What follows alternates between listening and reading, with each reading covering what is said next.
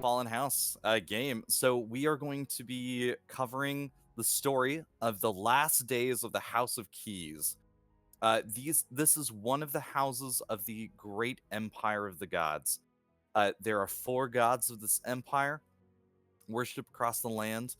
They are seen as sort of an eternal conflict, an eternal cycle that you've grown up with that culture kind of in the back of your mind. The idea of those who worship the beginning or the end, change or stability, has kind of dominated the culture of where you're at.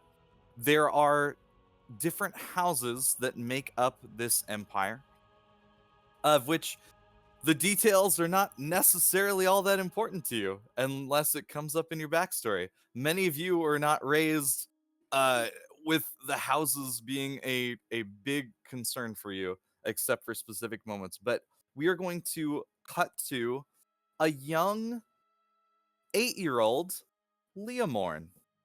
Hmm. So, Leomorn, you are 8 years old. You are holding your mother's hand as she nervously shuffles through past the gates of a wealthy estate. You're making your way up, and she's keeping you close. The rags that are tattered and torn across your body feel extra soiled and out of place as you're passing by even servants that wear nicer clothes than you've ever seen. As your mother is like, "It's okay, it's okay. Look, your father said it was time to meet you, and everything will be all right. He agreed to this, and I mean, he is your father. He should meet you." And you kind of huddle against your mother as eventually you come into this small library inside of this grand estate. The smell of leather chair and a smoke pipe is wafting out of the room as you enter, and a elf with spectacles on, staring down, scribbling some things on different parchment, looks up at you. "Oh, is that today? Fine, let me look at the boy." And he gets up, walks around from the desk, and this man who towers over you, uh, twice your size, looks down at you with a disapproving glare from over his spectacles. "What's your name, child?" Leo Morn. "Okay. Look, there are only a few ways these things can go," he says to your mother. "I cannot be known to have a bastard. We can have him shipped off on some sort of boat or vessel. We can have him killed. I can pay you for the kindness to this child. He will have no easy life. But under no circumstances will he be allowed to enter my house again. Is that understood? You have a son. You owe it to him to raise him right." And a harrowing argument begins pouring back and forth between the two of them. You don't understand some of the words that are being said. It's kind of going over your head. All that's echoing in your mind is your father suggesting you should just be brutally killed for existing as a bastard half-elf. The point is brought up that most half-elves don't even survive birth. Maybe 1 out of 10 can even survive the process. The fact that you exist is a stain and a curse. And by the end of it, your mother is upset and crying, tears running down her face as she shuffles you out. "Come on, Leomore. We don't need him. We don't need anything from this man. He just takes and selfish bastard. You know what, Leomorn? We are gonna get something out of this." And she looks over at a maid's cart who you can see has some cleaning supplies, some laundry, and what looks to be some polished jewelry on it. She goes and she nods you towards that polished jewelry on the cart. "We are going to get something out of this, god damn it." And she goes and distracts the maid. "Leomorn, your mother is asking you to steal from your father. What do you want to do?" This is something that has never occurred to you before, that others' possessions can be yours, whether they give you permission or not. But your mother has made the suggestion. What do you want to do? So I somewhat reluctantly look around, see that nobody's really paying attention, see something I've never seen before, a house like this, people in clean clothes, and I take what I want. All right. And you grab 4 and 5 shining rings. You grab one opalescent necklace, just a beautiful handful of wealth. More wealth than your mother will be able to provide in years is in your hand. Oh my gosh, something in you changes. Something in you realizes, oh my gosh, there are assholes out there and they have wealth and they don't deserve it. And we're going to cut from there to somebody else as you've had your first moment of theft against your father who has rejected you and your elven heritage as you and your mother escape from the house. Hey, I see Mark. All right. It's still loading for me, but I'm sure it'll get there. All right, next Might have we're to going hit to the go. reconnect. Oh, yeah, probably. That's true. Yeah. Next, we're going to go to you. You are a young changeling. You are about 6 years old at this point, and your form has finally become a bit more stable.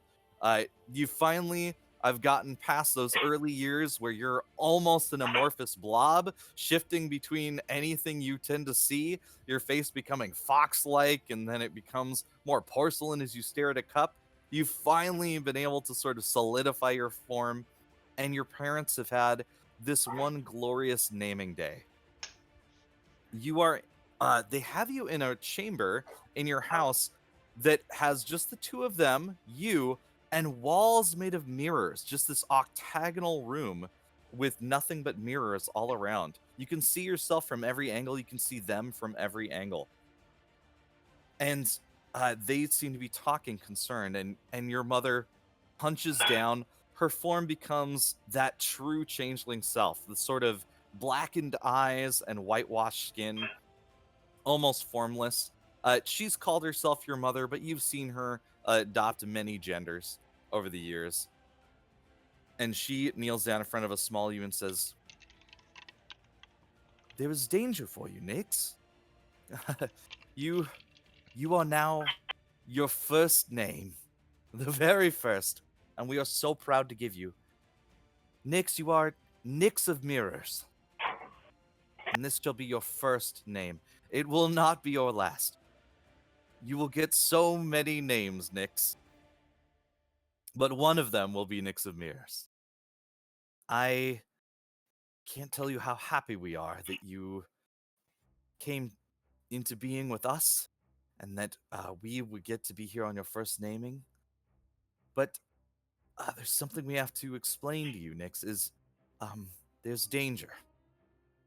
The name of Mirrors, this is a name you cannot speak to those but you would trust. There's danger in staying with us. There's a war in the shadows, Nix of Mirrors. There's a war that you're not ready for. You're too young. And we have to send you away. But I don't know where to send you, Nix. And your father and I have disagreed on where you should go. We have there's a man who has agreed to take you in. He is a captain of a ship. You would lead a hard life, a calloused life on the sea, but it would let you see the world and many, many ports. Your father has suggested otherwise. He has an item of great importance that you could deliver to the House of Keys. You would grow up there in opulence. You would be a servant to a great noble house worthy of our name. You could not speak of mirrors, but you could have your second name there, Nix. Where do you want to go? Why am I not good enough for just one name? Why do I have to be You had the something key. else? We Here you go. We are beings of change, Nyx. And Hey, to remain maybe static brother, please. will mean we are hunted.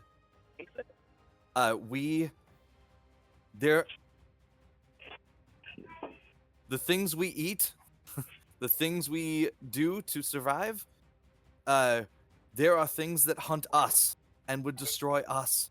Our blood carries great potential, Nyx. And there are those who would kill us, make us stop changing forever, so they could take our power. And you have more power than I've seen in any of us in a long while. We have to send you away. We're Well, being why don't we hunted, kill Nyx. them first? It's something that we don't have the power to do yet, Nyx. Then I'll go where I can get that power. And The keys. the keys to this. All right. And after that, they begin bundling you up in different clothes, and they begin offering you a series of questions to teach you to become whatever your second name will be. So what is the name that you grew up with? What is the form you grew up with within the House of Keys? I would say mostly the default form was the one I would carry Which the is- most. Oh, The okay. Nyx form. Oh, But yeah, Okay. Okay, so you, Um, you grew up as a changeling there? yeah. Oh, great. Okay. Yeah. So, do you use your first name, Nyx of Mirrors, or do you come up with a different name? Oh, you mean with the House of Mirrors or with the you are being keys? taken to the House of Keys and put into the House of Keys Oh, I to would live there. no. Who do Then you I'd want to take a be in the different House form. of Keys as you grow up? Balak Balak. Vale. Okay. All right. Because I know that there's a lot of patrimony. So Okay. the patriarchy, I'd rather Indeed. see All that right. men have a lot of power. All right. You are taken to the House of Keys, and you are told that Nyx of Mirrors is to be a secret, and you have not seen your parents since that day. All right. Let's go to Toku Knox. So, Toku. Let me say, like, that sounds a little bit like a stripper name, but not a. What? How's that look at- Tokunaga? What strippers are you seeing, buddy? It's an awesome stripper name. Okay, interesting. I mean, no more so than Tian Lan, to be fair. you know that's right. All right. Well, all I right. didn't want to tell the streaming community where I got the name, but There it now is. that you bring it up, There it is. No, Chris, I want to say that your room right now is totally rocking. Like, is that a Yeah. lightsaber in the back? Let's see. Mm-hmm. Illuminated backside. Mm-hmm. Yeah, Yeah, it's that's awesome. looking really good. Okay. So, Toku Knox, you are a young boy, and your parents are behind you, kind of arguing back and forth before your mother in tears runs inside of the small house near the wharf that you're living in, an apartment amongst many on this seaside home, as your father takes you by the hand and is hauling you away somewhere. You're not sure where. He's not saying anything to you. And he drags you over to a grizzled looking man with a long braided beard, and a number of scars across his ruddy skin, calloused hands, the look of a grizzled sailor. All right, says your father, you'll take care of the boy. I mean, who takes care? The boy's to take care of us. I mean, let's not kid ourselves here. He's gonna be working the ship. So, if you're expecting a soft life for him, I'm not promising that. Could have at least offered some comfort to me in these times. Yeah, fuck your comfort. Look, you're selling your fucking boy. So, what do you expect here? Me to praise you for being a good dad? No, go away. Look, I'm paying you a pretty penny for him. Here is 20 gold. And you can see 20 shining gold coins are passed out, counted one by one, as you are taken away from the hand of your father and by the calloused hand of this seasoned shipwright. Your father kneels down and looks you in the eye. Son, we didn't want to make this harder than it had to be, but we've come on hard times. You know your sister's sick, and we think you're gonna have, I wanted to say a better life, but what you're doing today is gonna make it better for us. We're gonna be able to help her because of this. Look, I'm sorry, kid. Toku, is there anything you want me to tell your sister or your mom? Just hug my sister for me. I will. Be safe out there. And he stands up and walks away, gold coin in one hand. As you can see, the captain looks a little distracted, and for the first time in your very young life, you're 10 years old. You look around at this wharf, you hear the crying of the seagulls, and you can see that the captain is about to head over towards the ship, the Magpie. Looks like it's some sort of like the vessel has large green sails and a number of boxes that are being loaded onto it. However, you do see there is another ship that has its gangplank not pulled up that is getting ready to pull away. The Magpie is there. It looks like it is a wealthy vessel. It looks like it is a well-commissioned ship. But if you don't want to be under the sway of this surly seafaring captain, there's another plank to another ship called the Tooth and Claw that is in port and about to pull away. You could probably make a break for it. Do you want to stay with the Magpie, or do you want to make a run for the Tooth and Claw? I'll stay with the magpie. Okay. All right.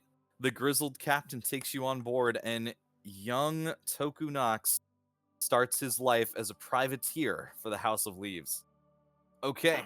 So we're going to cut from that over to Tian Lan. All right. Tian, you are about 12 years old. You look around at the group around you. You can see the reds and the blacks, the golds and the silvers of your clutch, as you, the only blue of your clutch, stand there, weaponless, unproven. You can see swords and wands are being handed out to your clutch mates. They've passed their trials. You have not found what you need to become yet. And you've heard the jibes and mocks from your clutch mates. You've heard them calling you whelp disdainfully as you've tried to find an opportunity to prove yourself, but nothing's come up. Finally, your father, the great lord of the House of Scales, which is represented by an icon of two balancing scales, a feather in one and a skull in the other, walks up to you. He kneels down to look you eye to eye. You can see his golden scales are tinged with black, like he has black edging in all his golden scales. You can see the grizzled look of a hardy warrior to him. He has a great sword across his back that he doesn't take off, though he is wearing fine nobleman's clothing. He looks you in the eye. He reaches out. He measures the muscles of your arms. He measures the thickness of your tail. He scratches across to test the tenacity of your scales. Shakes his head a bit. Look, Tianan, I have not found a place for you amongst your clutch. We don't know what to do with you at this point. But I have a moment of judgment. I could use your help on something. Let's see how you handle this. Come with me. And he takes your young hand and he walks you over to a hall of judgment, a place you've seen. There's several of them throughout your section of the Empire. The House of Scales are the arbiters of judgment for many of the houses, mediators, warriors, seekers of justice. And as you walk into this house, you see there is a young, maybe 15-year-old minotaur in manacles and nobleman's clothing, his head hung low, waiting in this marbled room. This one is noble of the House of Horns. He has taken something from us. And he tosses down on the ground a it looks like it's a necklace made of ivory. What do we do with him? He is a child, but he is a thief. He is maybe to be punished, but he is a noble. There are consequences for levying crimes against nobility. And there are issues with punishing every thief when they are young. What do we do here, Tian? We make him work at our scales, House of Scales, until he has worked off the debt to our clan. Family leaves on the morrow. How do we make them agree to keep him here? They are a warlike people. We are also strong. So you we think cannot condone thievery. I can say we will lose lives and they will lose lives keeping this one here. Is it worth it to lose the lives to punish a young thief?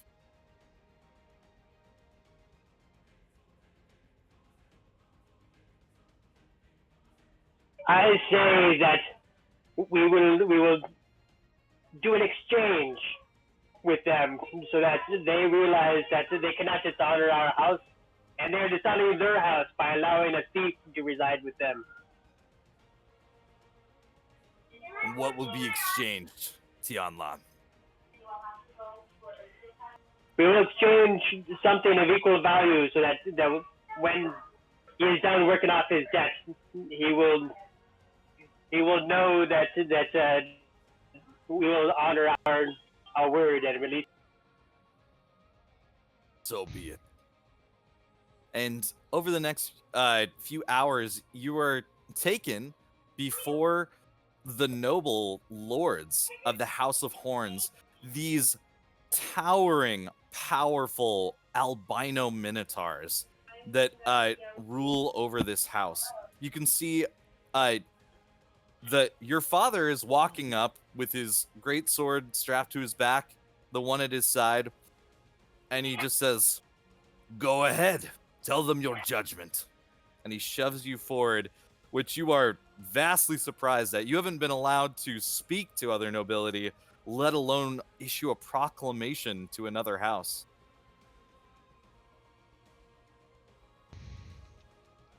Is that my cue? Yeah, you're like ushered up. You stare up at these creatures a good head and a half taller than you. These bull-like minotaurs with giant rings in their noses made of platinum, covered in just ornamental plate mail. You can see that their son in manacles is at your side. Oh, and I just lost you on Roll20. Did I lose you on Discord too? No, I hear you and I can see you. Okay. I think the server's a little slow right now. Okay. No worries. Yeah, what do you want to do? The Minotaur looks down at you and just snorts, and hot air blows over your scales, making you blink. And I'll walk up and I'll say, "Honorable Minotaur clan, I come before you and let you know that we have caught one of your members stealing from our clan. He has brought dishonor to our clan and to your clan as well. It is our judgment that he shall stay with us to work off his debt. In exchange to let you know that we have no dishonorable intentions, we will exchange an equal worth valued heirloom from our clan until his debt has been worked off in exchange, so that you will know that he will return safely to you. All right, go ahead and roll persuasion.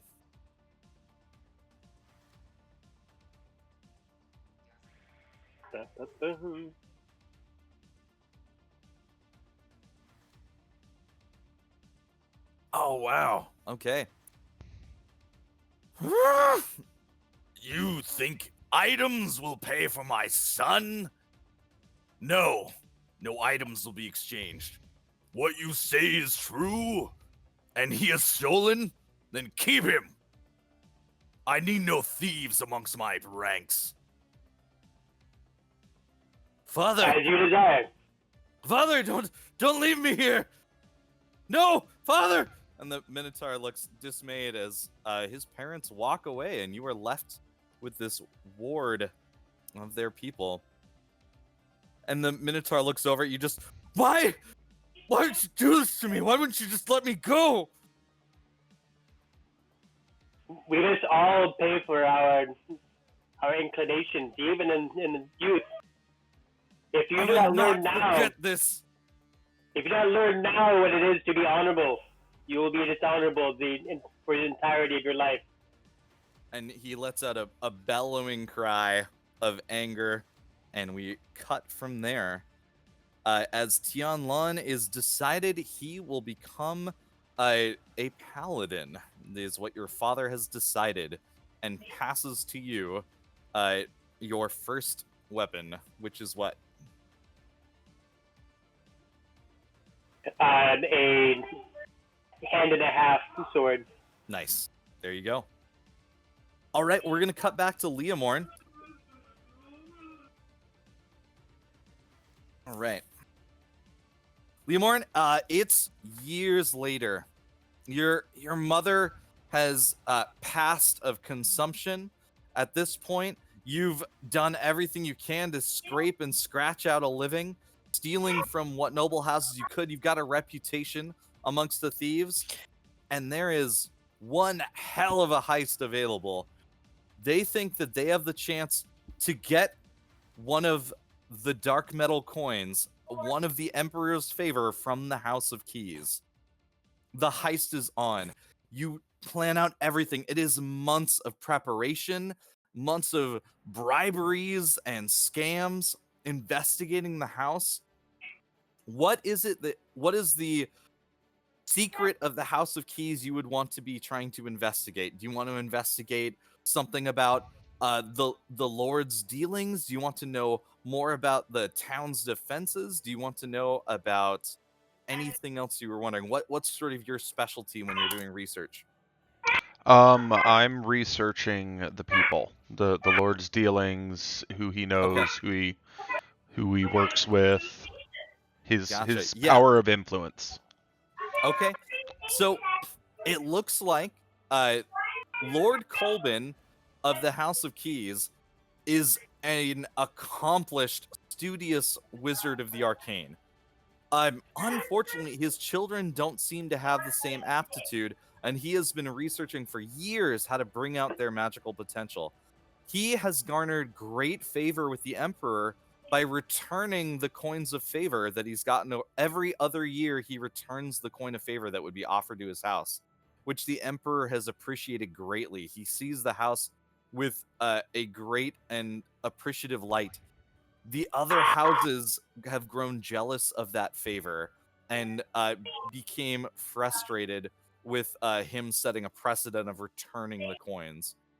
So he's not looked on particularly well by the other houses, but the House of Keys holds good sway with the Emperor. And Has even set up estates somewhat near the Emperor's dominion itself, near Mount Olympus. The day of the heist happens.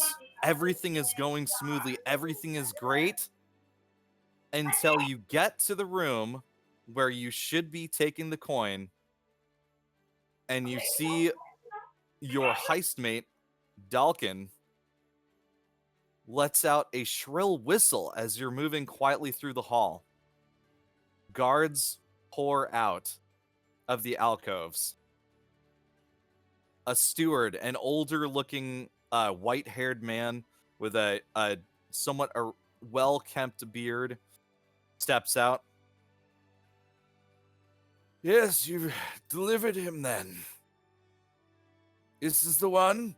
This is the one who would take our favor, and this is the one whose father is Falkarian. Yeah, that's them. That's them right here. Yeah, it's the kid. You betrayed As, me. You realize you've been... Yeah, fuck yeah. I got like 300 gold out of this deal, kid. Look, you'll understand when you get older. It's fine. You're just gonna rot in a cell for a while. We would have Look had it a up. favor. Yeah. Well, that's what you get. You know, you forget about the coin. Who gives a fuck about some favor of the Emperor? What are we even gonna do with that? No, cold hard cash, kid. You'll learn in the years to come. It's all about the money, right? I mean, what's loyalty when you can get cash? Loyalty right? is everything. And when you say loyalty is everything, you can see the steward raises an eyebrow. Yes, well, young man, that is a perspective I did not expect to hear from a burglar. I'm afraid we don't have a place for you in our cells. We have something more important we need you for. But someone has to go for these crimes. What's your name, child? Leomorn. I am Steward Cecil. It's a pleasure to meet you, Leomorn. I'm afraid someone must pay for these crimes. And that can either be... Well, we do have a convenient thief right here. He motions towards Dalbrick. He's like, whoa, hey, we had a deal here. Or, well, we do have a maid who has volunteered. Her name is Ingrid. She has offered to go to the cell in your place in exchange for her family receiving a generous stipend.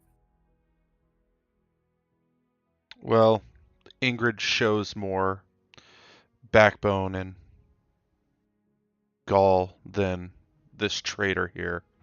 So, if you will still give Ingrid's family the favor, I feel send this bum away. I'm afraid we have signed a contract to give the money to this man. And we cannot afford to give Ingrid's family the money unless she performs the task.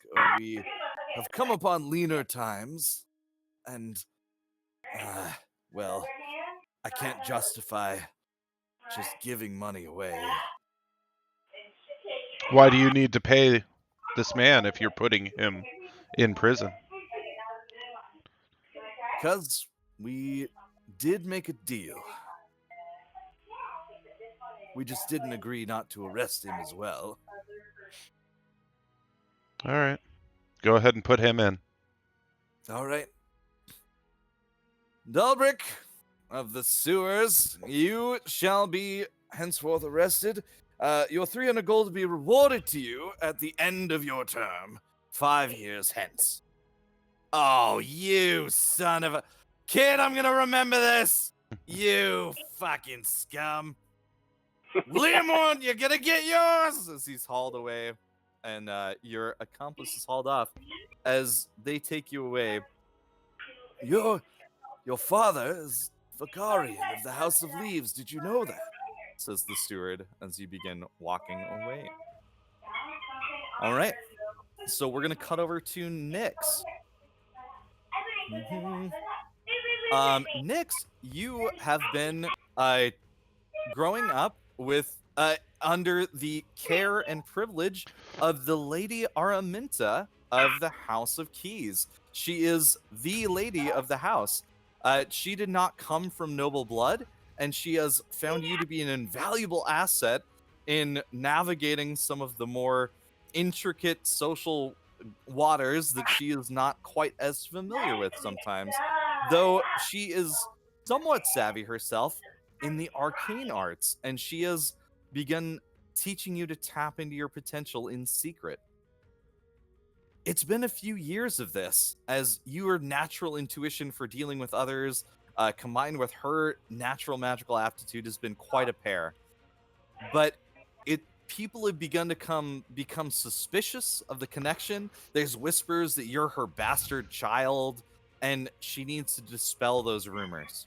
She's sitting down with you at tea one day, and you already know what she's going to ask of you. Um, uh, well, I brought out the chamomile for you. She nervously messes with the doily. Um, I I hate to ask this, but I need to seek a favor of you. Sorry, what's your alternative personality's name? Balak. Balak. Balak, it's time that we stretch our connections a bit, and I will need an envoy to go and speak with each of the other houses. I would like you to be one of those envoys, if you wouldn't mind. I'd be happy for you to choose whichever house you would like. It's the least I can do. I know I don't know exactly how old you are, but I'm guessing 16, something like that. I know it's a young age to send you out into the world, but I truly believe you're ready, and I trust nobody more than I trust you. What house would you like to go to? Well, my lady, if I am your most trusted, then the house I should be your envoy to should be that of the Emperor himself. The Emperor has not accepted an envoy in several years, but we do return our favor once a year. If you would like to be the courier, perhaps next week. Uh-oh. Would you like that privilege? My lady, it would be my honor. Absolutely. Have you told her you're a changeling? Does she know that? No. Okay. Even though I'm very, very untrusting, so even though she's the most Okay. trustworthy. Got it. Sounds good. All right. So she arranges it so that within the next year, when the coin is being returned, you are the emissary to go and do so. During your time there at the Emperor's palace, basically there is in the western. This whole place is imagine a somewhat circular continent, and on the easternmost end of this circle is a mountain. And in a crescent moon shape around that mountain, where it doesn't touch the ocean, is the Emperor's kingdom, protecting the base of the mountain from everything except from an ocean advance. And the Emperor's palace itself is at the very base of the trail that leads up the Mountain of the Gods. I'm just calling it Olympus as a placeholder. You are able to meet the Emperor himself. The Emperor seems to be an elven man, somewhat younger in years, maybe in his 300s. He is certainly an aged adult, but not ancient by any means. And he sees you. He appears a little taken aback. Mark, do you mind muting your mic for just a sec, buddy? I don't. They're being silly, aren't they? Yeah, sorry, I'm just having trouble here. Okay, so So, you are able to meet with the Emperor himself and deliver the coin if you would like. You also will be there for nearly a month, and that would give you enough time to establish an identity within the Emperor's kingdom if you would like to do so. I would like to do so. Yeah. And do you deliver the favor coin? I do. Okay. So I'm gonna have to. I wondered where I got the Morn last name for Delaria. I don't think I'm gonna be related to Leoborn, Okay. so I'll have to change that last name. Okay, no But, worries. Yeah, Delaria. This is session 0. Like, this is all about changing up stuff. Like, if you don't like how the character is building out, then we just change it all. This is when to do it. So, yep. Okay. So, yeah. So, which personality do you create there? Delaria Morningstar. Okay, gotcha. And what is her general personality? Is she a merchant? Is she a beggar? Like, what is she in that city? Low noble. Low noble. Oh, okay. So there's you would be a visiting. Maybe you're a noble from a house that's fallen and doesn't exist anymore. Yeah. So just because somebody there's that's not really any noble houses that are allowed to exist within the Emperor's domain. But you could be a refugee from a house that fell. Mhm. Yep. Kind of just a political gadfly. Great. Yeah, perfect. Okay. And she is seen there once a year around the time that the coin is delivered. You will continue to be the deliverer of the coin. Every other year, you return the coin to the Emperor. Yeah, so Balak will be the one that. Are they separate people or? So Balak will deliver I would the assume coin. Balak delivers the coin, and during the month that your crew stays there, you check in as Balak now and then, but otherwise exist in the city as the Gadfly. That's what I saw. Yep. Mhm. Okay. Excellent. Okay. So let's cut back over to Toku Nox. So Toku, you have been sailing as a privateer for the House of Leaves for some years now. How old do you want to be when the House of Keys falls? I'm trying to figure out how much time you will have been in training. Like 25. Okay, gotcha. So, you are this privateer fighting, and it is a storm-crashed seas, and there are 2 pirate vessels attacking your fleet, or what you thought were pirate vessels, and turns out to be rare ships from the House of Bones. These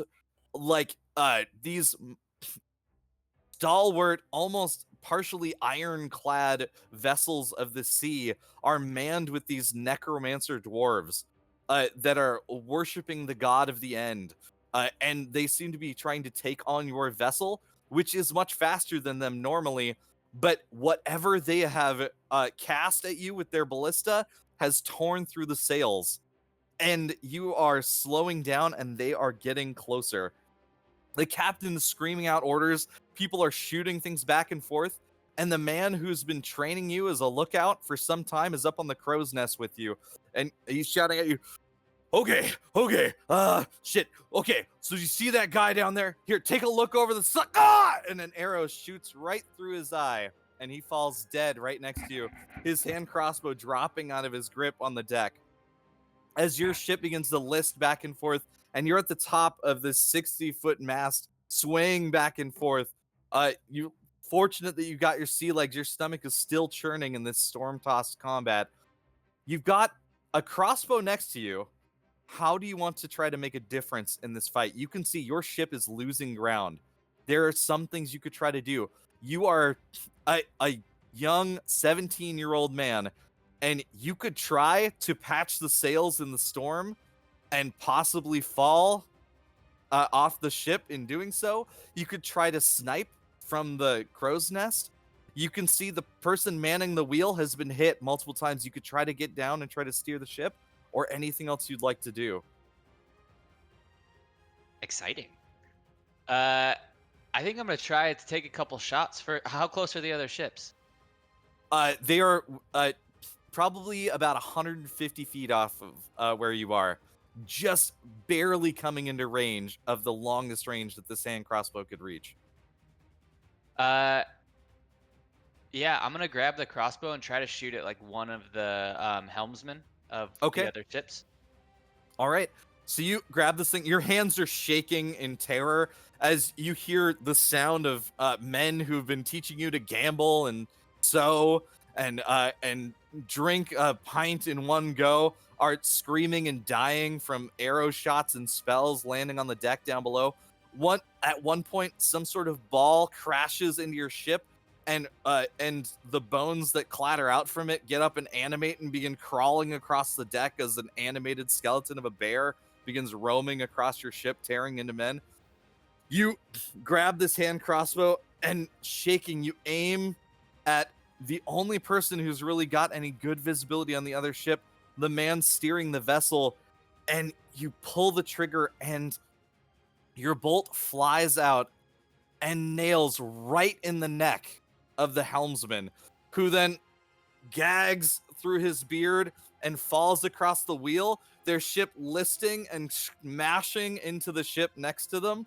And the two dwarven vessels begin smoking and churning as something lights a fire, and they begin falling back as your crewmates shove the bear skeleton off the deck and cheer as they look up and see you with the hand crossbow shaking in your hand as they begin to get away.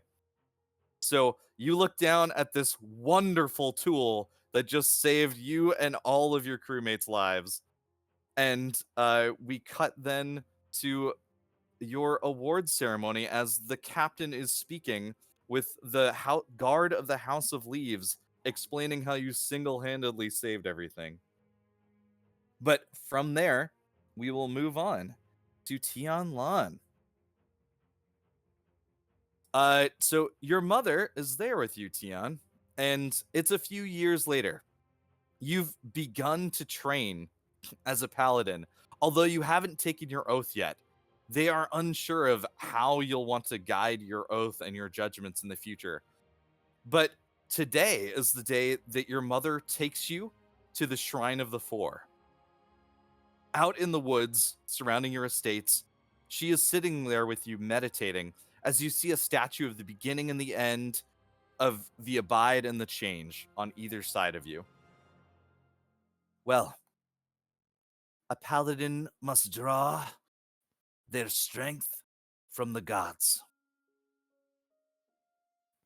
Tian, which god draws to you? The birth.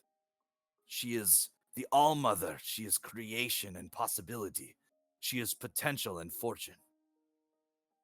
The end, death and destruction, but also finality, stopping those things which must be stopped.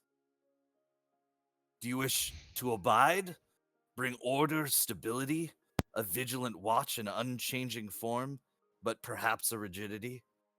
Or to change, to stay adaptable and free, but often amongst those who would misdirect and deceive? Which god draws to you, Tian? Mark, are you there? If you so, you're muted.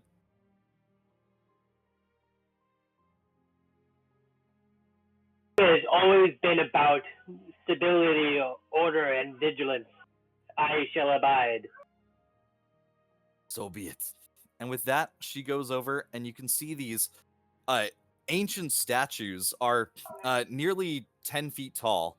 And she goes over, and with her talons, she grasps into the statue and rips off a piece of it and hands you this chunk of marble, which she orders you to take back to town and have chiseled into your first and only holy symbol to the god of stability, order, vigilance, the Abide. So you will worship the Abide. Sweet. Following up on that, it's a few days later. You have your holy symbol. You've got a small sense of pride, and your father comes in. All right, you have finally found a path. Your brothers have been sent to war. There are the brewings of violence in the air. House of Leaves grows arrogant. The House of Bones as well. Horns has taken our side, and we will keep them in line. But there is someone who can turn the tide, and I do not feel you are ready to fight. Do you remember what you said with that judgment of the child in the past?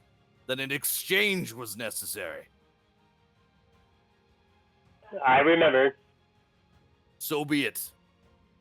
We need the House of Keys to stay out of this. You will be a ward of the House of Keys. Do not pretend this is a just thing. This is a necessity to ensure that they stay out of this fight. And it means you are a prisoner. Remember, you are of House Scales. You are my son. But you must live there now. Is there anything else you need from us before you go, son? I did nothing. I shall not dishonor the House of Scales. You bring up honor time and time again. I can't say that was my focus when I was your age. I was a bit more out of line. You've always upheld your honor well. Just remember, in the real world, things are going to be harder to say what is honorable or not. Trust the gut that guides you now. Do what is good. And I heed your words, Father. And with that, you are sent off, and we see you standing in front of the Lord and Lady of Keys, as taken in as a political prisoner to be raised as a ward of the House of Keys, raised as if you were their own son, for the next decade, but still not a house that is your own. And they have few to no Dragonborns on this estate. There's a kind of subtle racism to that. Just you have a constant sense of I'm different everywhere you go. It doesn't necessarily turn into any hostility. It doesn't turn into any derision from anybody right away, but it definitely is a sense of being different. Clothes don't fit you, food tastes strange, there's no brushes to clean your scales. It's a constant sense of being different and in a place you don't belong. But you're treated well. As we move back over to, let's cut over to Nyx, actually, before we go back to Leomorn.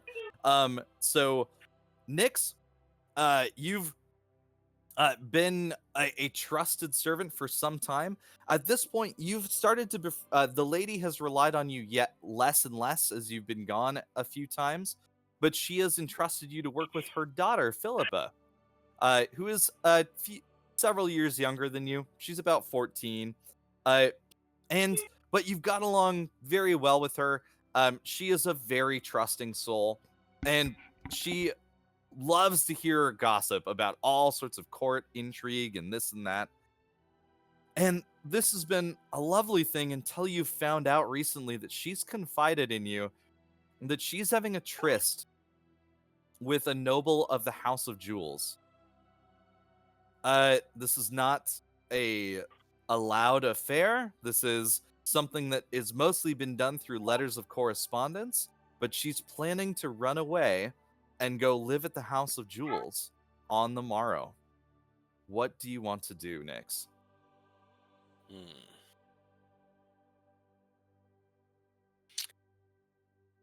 And she's set in this path, is she? She is as exuberant and in love as a 14-year-old who is denied the personal comfort of their what they think is true love can be.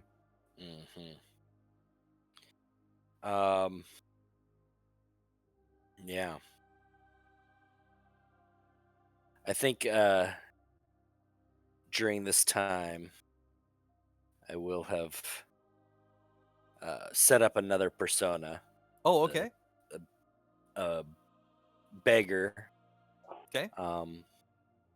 And I think I'll use that persona to rat her out. To whom? To her mother. Okay. Say that it's rumors have gotten out that she's planning to leave. However, she was planning to sneak out. I'll make it seem like the beggar community found out about it and Okay. go She to her mother is- for a reward. She is indebted to you. She is more than happy to reward you. She would like for you to join her court for being willing to save her daughter. She would happily promote you to be one of her guard. The beggar? Yep. No, he will thank you, milady. That is most generous of you, but I would stick out like a sore pustule. No. I have a courtier who can show you, who can train you in the courtly ways. As she starts calling out for your other persona. Oh no, that's quite all right, my lady. Okay. See you- if you could roll a stealth or a deception to try to get away out of Okay, the yeah, I'll have to situation without being deceive. forced into an awkward moment. Yeah, great. Looking for a 15. Hey, you're good to go. Yep. You're able to become ornery enough and meek enough that she rewards you fairly generously. But over the next few days, Philippa is crushed. She goes into a state of angsty depression and gives up on all her magical studies. She just stops caring about that or the courtly intrigue or really anything. She just wants to find indulgences. She starts drinking a little bit at a young age. Well, I'm gonna try and convince her that the if that love is true, wait until she's got the power and the resources to do it right. Yeah, I mean, and that how being could a drunk, being a anybody dr- even have found out about this? well, there are holes everywhere, and people pay attention to what you do. So you have to be sneaky, you have to be sly, and you have to be smart. And drinking your life away, you'll never get what you want. Okay, persuasion. All right. Oh wow, yeah. Okay. She agrees to that and she's like, I will find out who betrayed me. I will find out who revealed this and I will I don't even know what I'll do. And we'll continue on as Philippa is not moving on to the House of Jewels. Okay, we're going to cut back to Tian Lan for a second, if I've got you there, Mark. Yep. And that sense of being different, being kind of outcast, has been abated somewhat as a young lady, Philippa, has taken a shine to you. Also recently feeling distant and outcast, she has come to hang out with you and trust you a little bit. Her and her trusted friend, is it Balkan? Balak. Balak. Okay. Her trusted friend Balak. The few of you have been hanging out. Unfortunately, this has also drawn the attention of her asshole of a brother, who is Clark. Clark has just taken the worst traits of a nobleman's son and somebody who sees you as different. When you got introduced, he saw another male enter his dominion, and he has treated you like garbage ever since. Just harassing you, calling you a failure. You're just a prisoner. Why are you even here? You're just a lizard. He tries to feed you bugs all the time. Just a complete arse. So one day, when you're out with Philippa, and all of you are hunting, it's a pastime Philippa's taken a little bit more of an interest in recently, but you and Clark are forced to be off together. And you're walking along the cliff edge hunting a grouse when Clark goes to try to shove at you, misses, and slips on the cliff edge and catches himself and is dangling. Clark is dangling maybe 150 feet up above the crashing surf and rocks of the ocean, and he's looking up at you with panic in his eyes. This man who has made your life miserable for the past 5 years. He has ensured that you have never felt welcome. But the heir of House Keys is in fact dangling off this cliff edge. What do you do? Do I have any like rope with it? Like, You could what do we? he is grasping onto a root that is falling down and his hands are slipping. You could easily pull him up, or it would be easy enough to say let him go. I will pull him up. I, I have my honor. Okay. Regardless of what you have done, I am honorable. Let that stick in your craw. All right. Could you go ahead and roll me a persuasion, please? I can. I mean, if he wants to fall to his demise, then I'm accepting my. No, Well, you're I able to hope pull that- him up. This is going to be how he responds to it. Okay. Yep, you got a 10. Okay. All right. He walks back with you in silence and doesn't really speak to you for the next few days, but 2 days hence you do receive at your doorstep you receive a note wrapped around a brand new whetstone. It seems to be made of some sort of hardened granite, and it's got carved grooves for different types of weapons, and it just says apologies on it. With a squished bug stamped into the wax, sealing it shut. All right. So that's Tion Smoen. Okay. Okay, so Toku, you are being rewarded for your heroism, for saving the entirety of the ship of the Magpie during your conflict at sea. The House of Leaves has rewarded you, and somewhat to the chagrin of those on the ship, but still to their cheer, you are being recruited into the Royal Army of the House of Leaves for your heroism and aptitude to be trained as a true master of battle. Do you want to accept this honor? No. Oh, okay. How do you rescind the honor? Um, I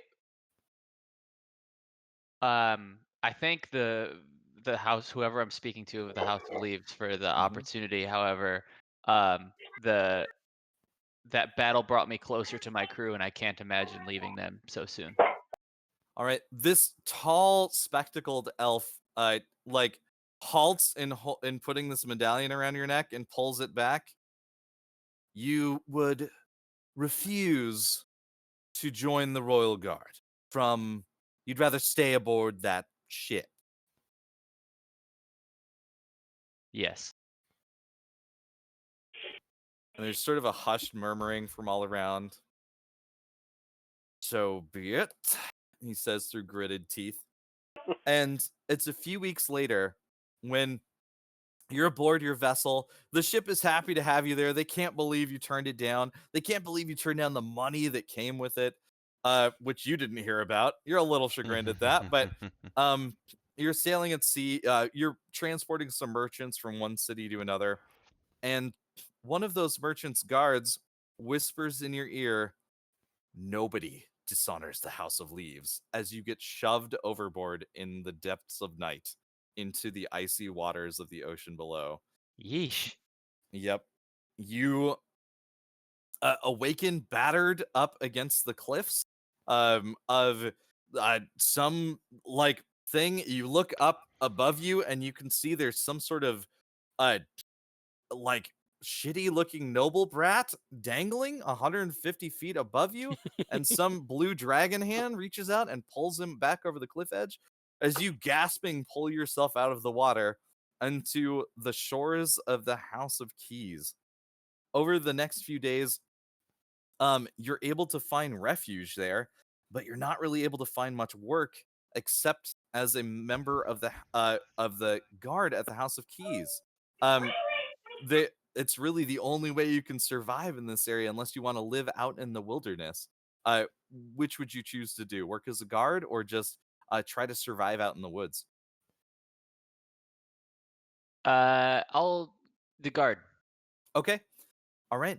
And you're taken in, and they do ask about a general query, not like a harsh interrogation, about where you're from, if you have any heraldry, what your aptitudes are. What was the name of the wharf town?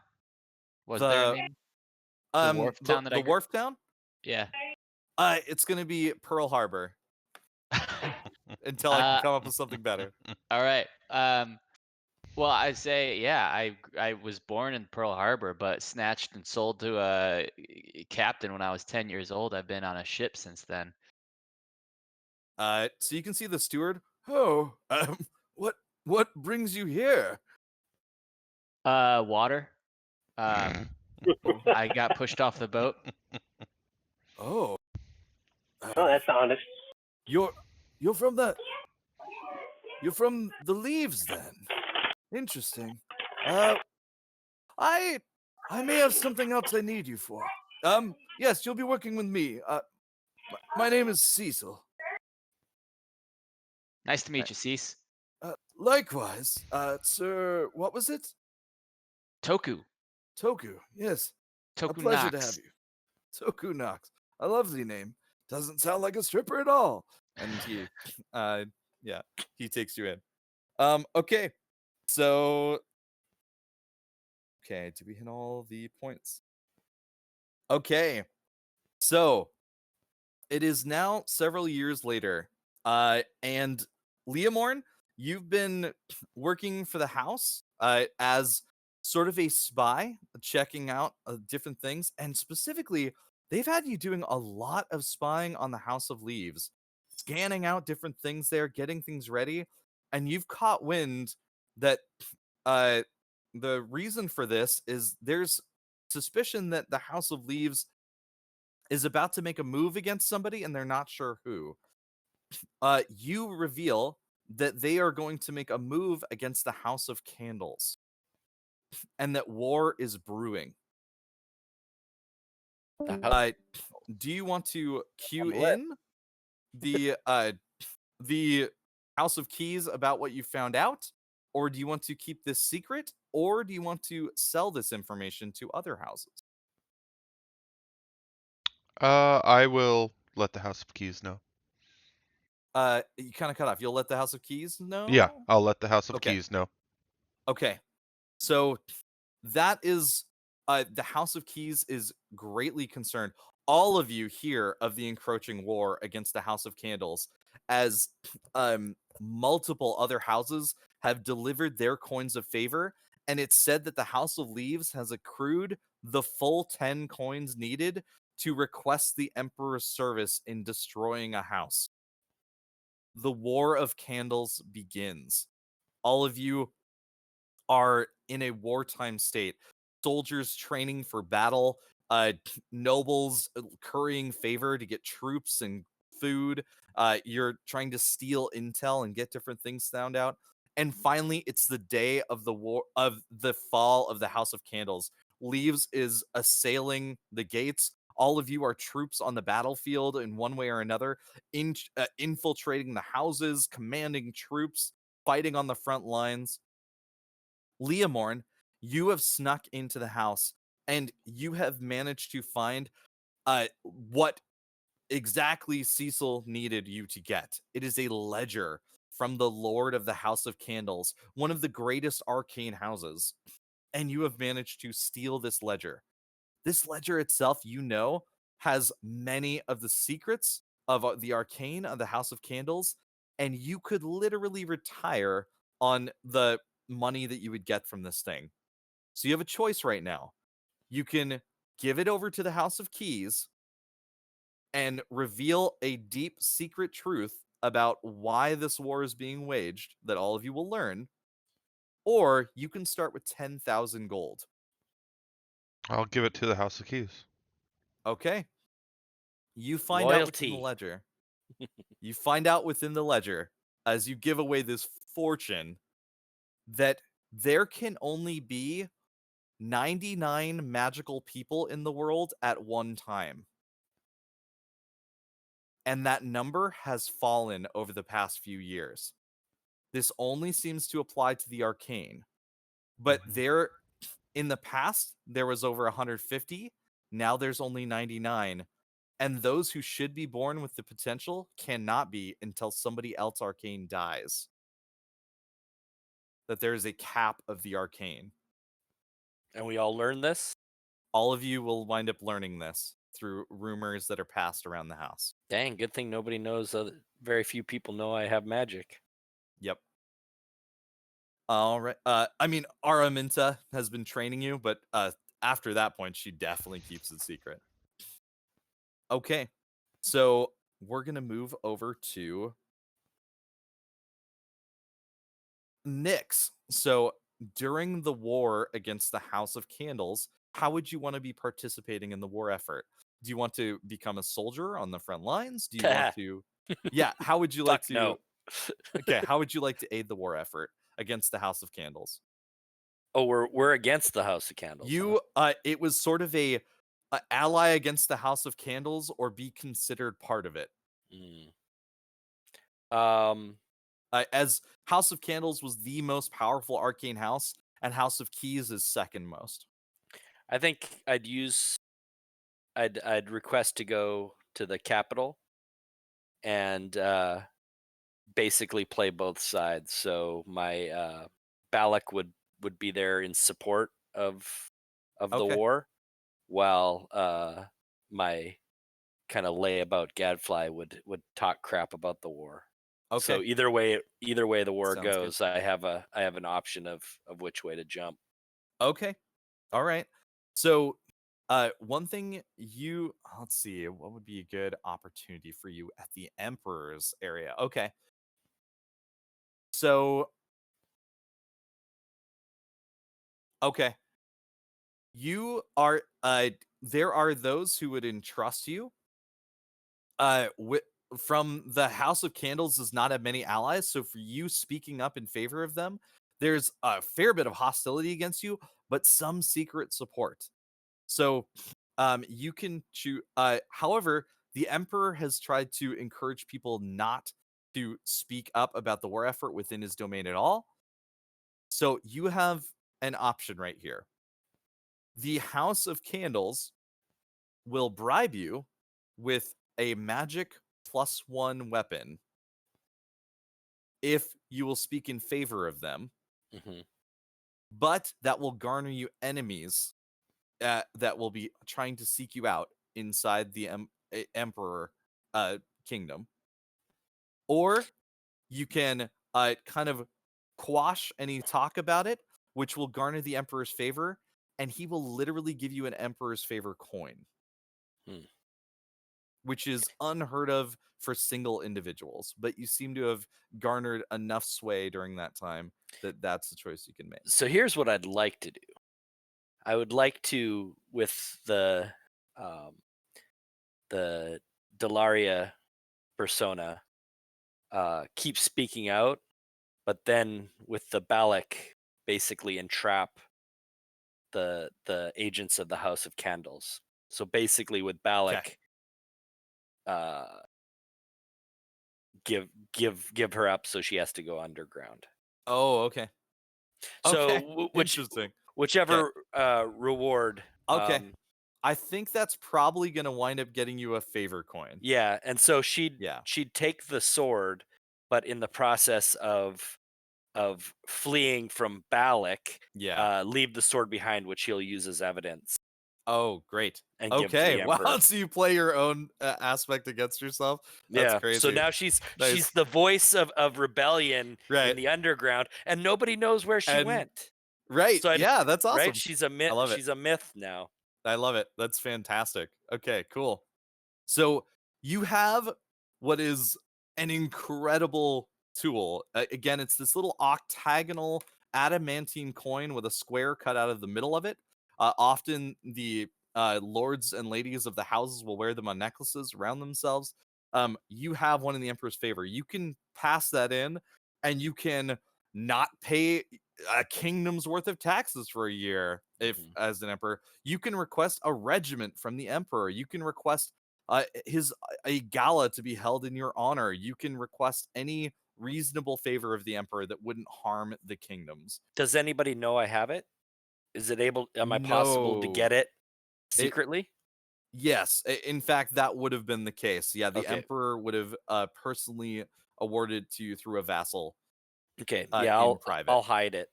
'Kay. And keep it on my person at all Alright. times. Sounds good.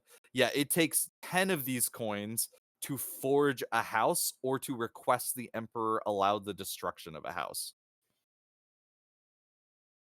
Okay. So, ready. So that's Nyx. Let's go to Tianlan. So it is the War of Candles, and this war, Cecil has been doing the best he can to train you, but you are in these brutal, bloody battles that are just like tearing away the thin veneer of civility that exists between these houses. It's just a raw fight.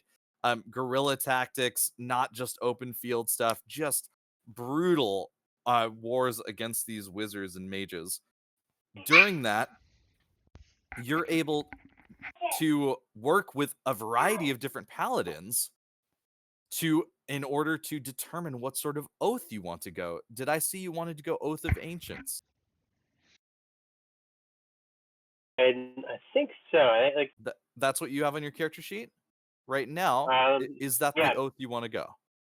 Yes. Okay.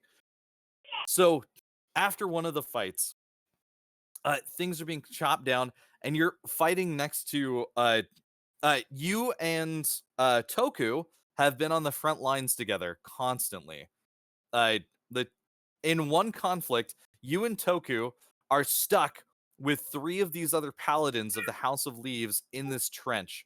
Toku, you are nervous as shit that you're fighting with the House of Leaves again. You can see these paladins are wearing those honor medallions that you rejected so many years ago. The 5 of you are stuck in a trench, and there is a mage shooting fireballs at you from atop a hill, and he is ready to blast all of you alive at the moment any of you show your head out of this trench. The 3 paladins are out of spells, they're out of resources, they don't know what to do. What would either of you like to do to try to get you all out of that trench? Let's see here. What is around the trench? It's a blasted war-torn forestscape, so toppled trees, a few still standing but scorched and scarred. There's a number of different bodies of both candles, leaves, keys, horns.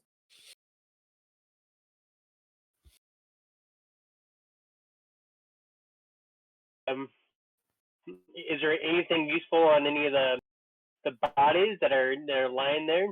I mean, they have full plate armors, they have weapons, there's bows and things like that.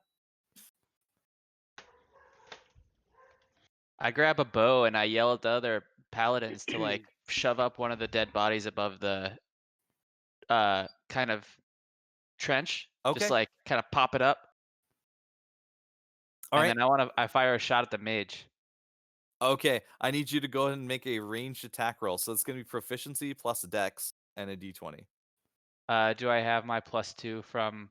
Oh, archery? You do. Yeah. 16 will hit. You pop up and bam, this arrow takes the mage in the shoulder. They drop down, the fireball goes wide. It still blasts into the trench and is going to kill 2 of the 3 paladins in the trench because they had to heft the body up. But the mage is down and dying on the hill. You can see they're grievously wounded. They're trying to crawl away. The paladin nods and they start to get up, and then they fall down, and you can see that they've broken their leg. So one of you 2 will have to go up and deal with the mage. Do I still have? I can use Divine Smite. Yeah, you've got You have smite powers right then, yes. Mm-hmm. So I'll use divine smite against the mage. Okay, so you're running the like 150 feet up this hill to get to the mage. Isn't divine smite a range attack? No, it is not. It adds damage onto a melee swing. Okay. Okay. But don't worry about it. We're not in a real fight right now. You get up to the Okay. mage, and you can see it's a kid. They're maybe 16 years old. They're wearing the regalia of a battle mage, but you can see it's loose fitting and barely fits on them. The helmet is kind of like sliding to the side, and the arrow has hit them, and they're trying to drag themselves away. And they look up at you. No, please, please, please, please, please, please. As this kid is begging for their life on the top of the hill. I'll attack. I mean, at 16, you should know better. Please, they're killing my family. Please, just let me go. I cannot do that. You've attacked us, and you would have killed us in turn. My I'm a regards man to your of family. honor. I have surrendered. Please. If you surrender, then I will take you in and You and can't tow. take me. They're just going to kill me. The leaves have spared no one.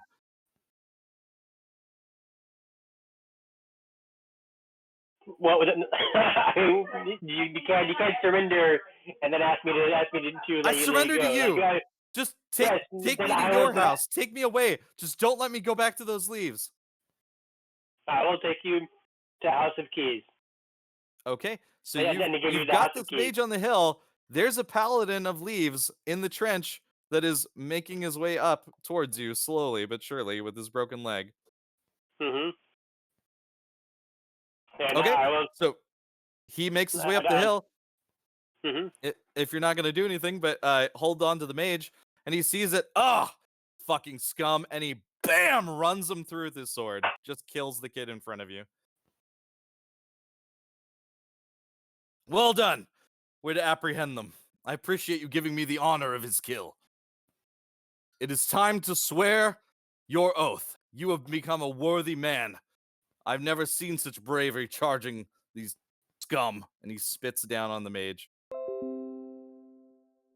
Anything for you, Adam? Or just gonna survive in the trench for now? I'll just survive in the trench. Okay. All right. Sounds good. All right. So Mark, you are called on that hill to swear the oath of the ancients. Swear that you will kindle the light.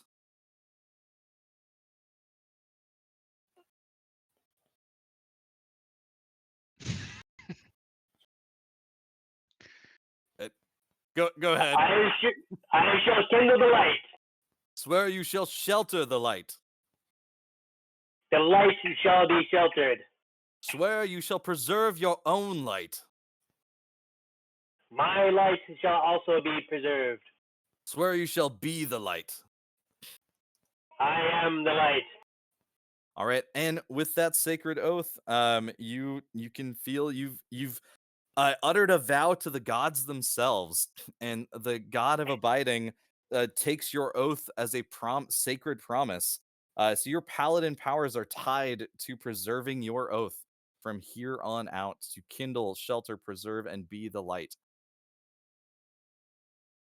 Okay, so it is a few days later, and the war rages on.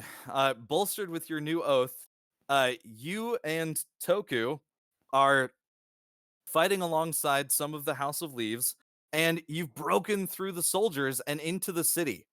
You're tearing through the city, and the soldiers, the honor guard of the House of Leaves, are ransacking this town.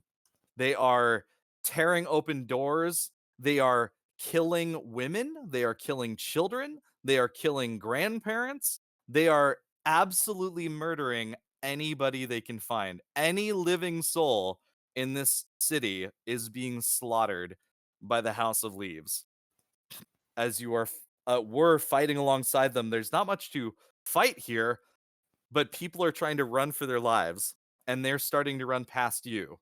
Do you want to uh, uphold your tenants with the House of Leaves and help them kill everyone in the town, or do you have a different perspective?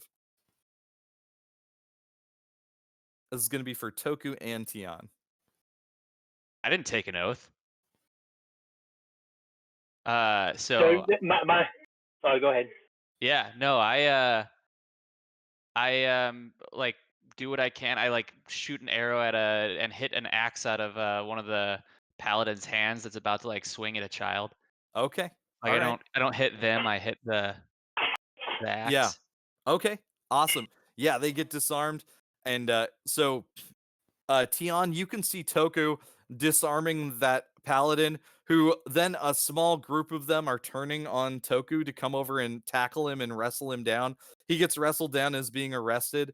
Uh, one an older woman is trying to sneak by in the alley behind you, Toku, and she sees you and screams.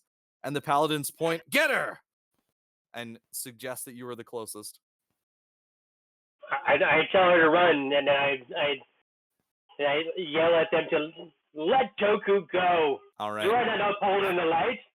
You All are right. destroying the light. You are crushing the light. I gave an oath to the ancients. You gave an oath to the ancients. All right. This is dishonorable. Those are just words. You just say them. And as they wrestle you to the ground. And Toku and Tian, you are arrested. And for the next year, until the end of the war, the two of you are being held in a prison cell together for your mutiny against what happened. It is not so much a prison cell. The House of Keys keeps you in guest quarters and keeps careful track of you. Looks like they are not judging you harshly for what you've done, but you are technically prisoners for the next year and living in the same sparse quarters together. Hey, Aaron, they Yeah. also get a mail from shoot, why do I always forget her name? Delaria Morning Nice. Star, complimenting them on having honor and seeing the bad side of this war. All right. So I think all of you have been seeing the dark reflections of the War of Candles as the House of Candles burns to the ground. It is annihilated. Like a candle in the Its wind. people slaughtered. Indeed, indeed. As the House of Leaves has led the assault against them and tore them down. Specifically, they also took all of the tokens of favor that were left within the House of Leaves, giving out one token to each of the houses that assisted, but keeping the rest for themselves. And with that, there are now 6 houses left. That's all that remain from what was once dozens in a few hundred years ago. Has Leaves been warlike like this since the beginning, or have they taken out a disproportionate number of They're houses? a druidic origin. So they have not taken out houses before in this nature. They are also the sailing ones. The druids of the seas were the first to craft sailing vessels, so they are the most nautical of the houses. All right. So over the next year, the two of you are kept in your sparse quarters. Balak is sent to question you about what happened with the events. Your jailer is some younger looking half elf named Leomorn, who has to watch over the two of you. And the four of you kind of get bored enough to establish a card game that you wind up playing like once every week or so. You get together and kind of play cards in these quarters, gambling for peanut shells or chips of sawdust, just whatever you can, and are able to spend a little bit of time together. Occasionally, Cecil will join you as well, the old steward, as apparently he has a penchant for gambling. And one night, as you're all the two prisoners have manacles around their wrists, but are still trying to shuffle a deck of cards. As Leomorn, you're able to already spot the tell on Toku that he's gonna try to bluff his way through this one. As Cecil comes in with a very nice bottle of wine and sets it down in front of all of you.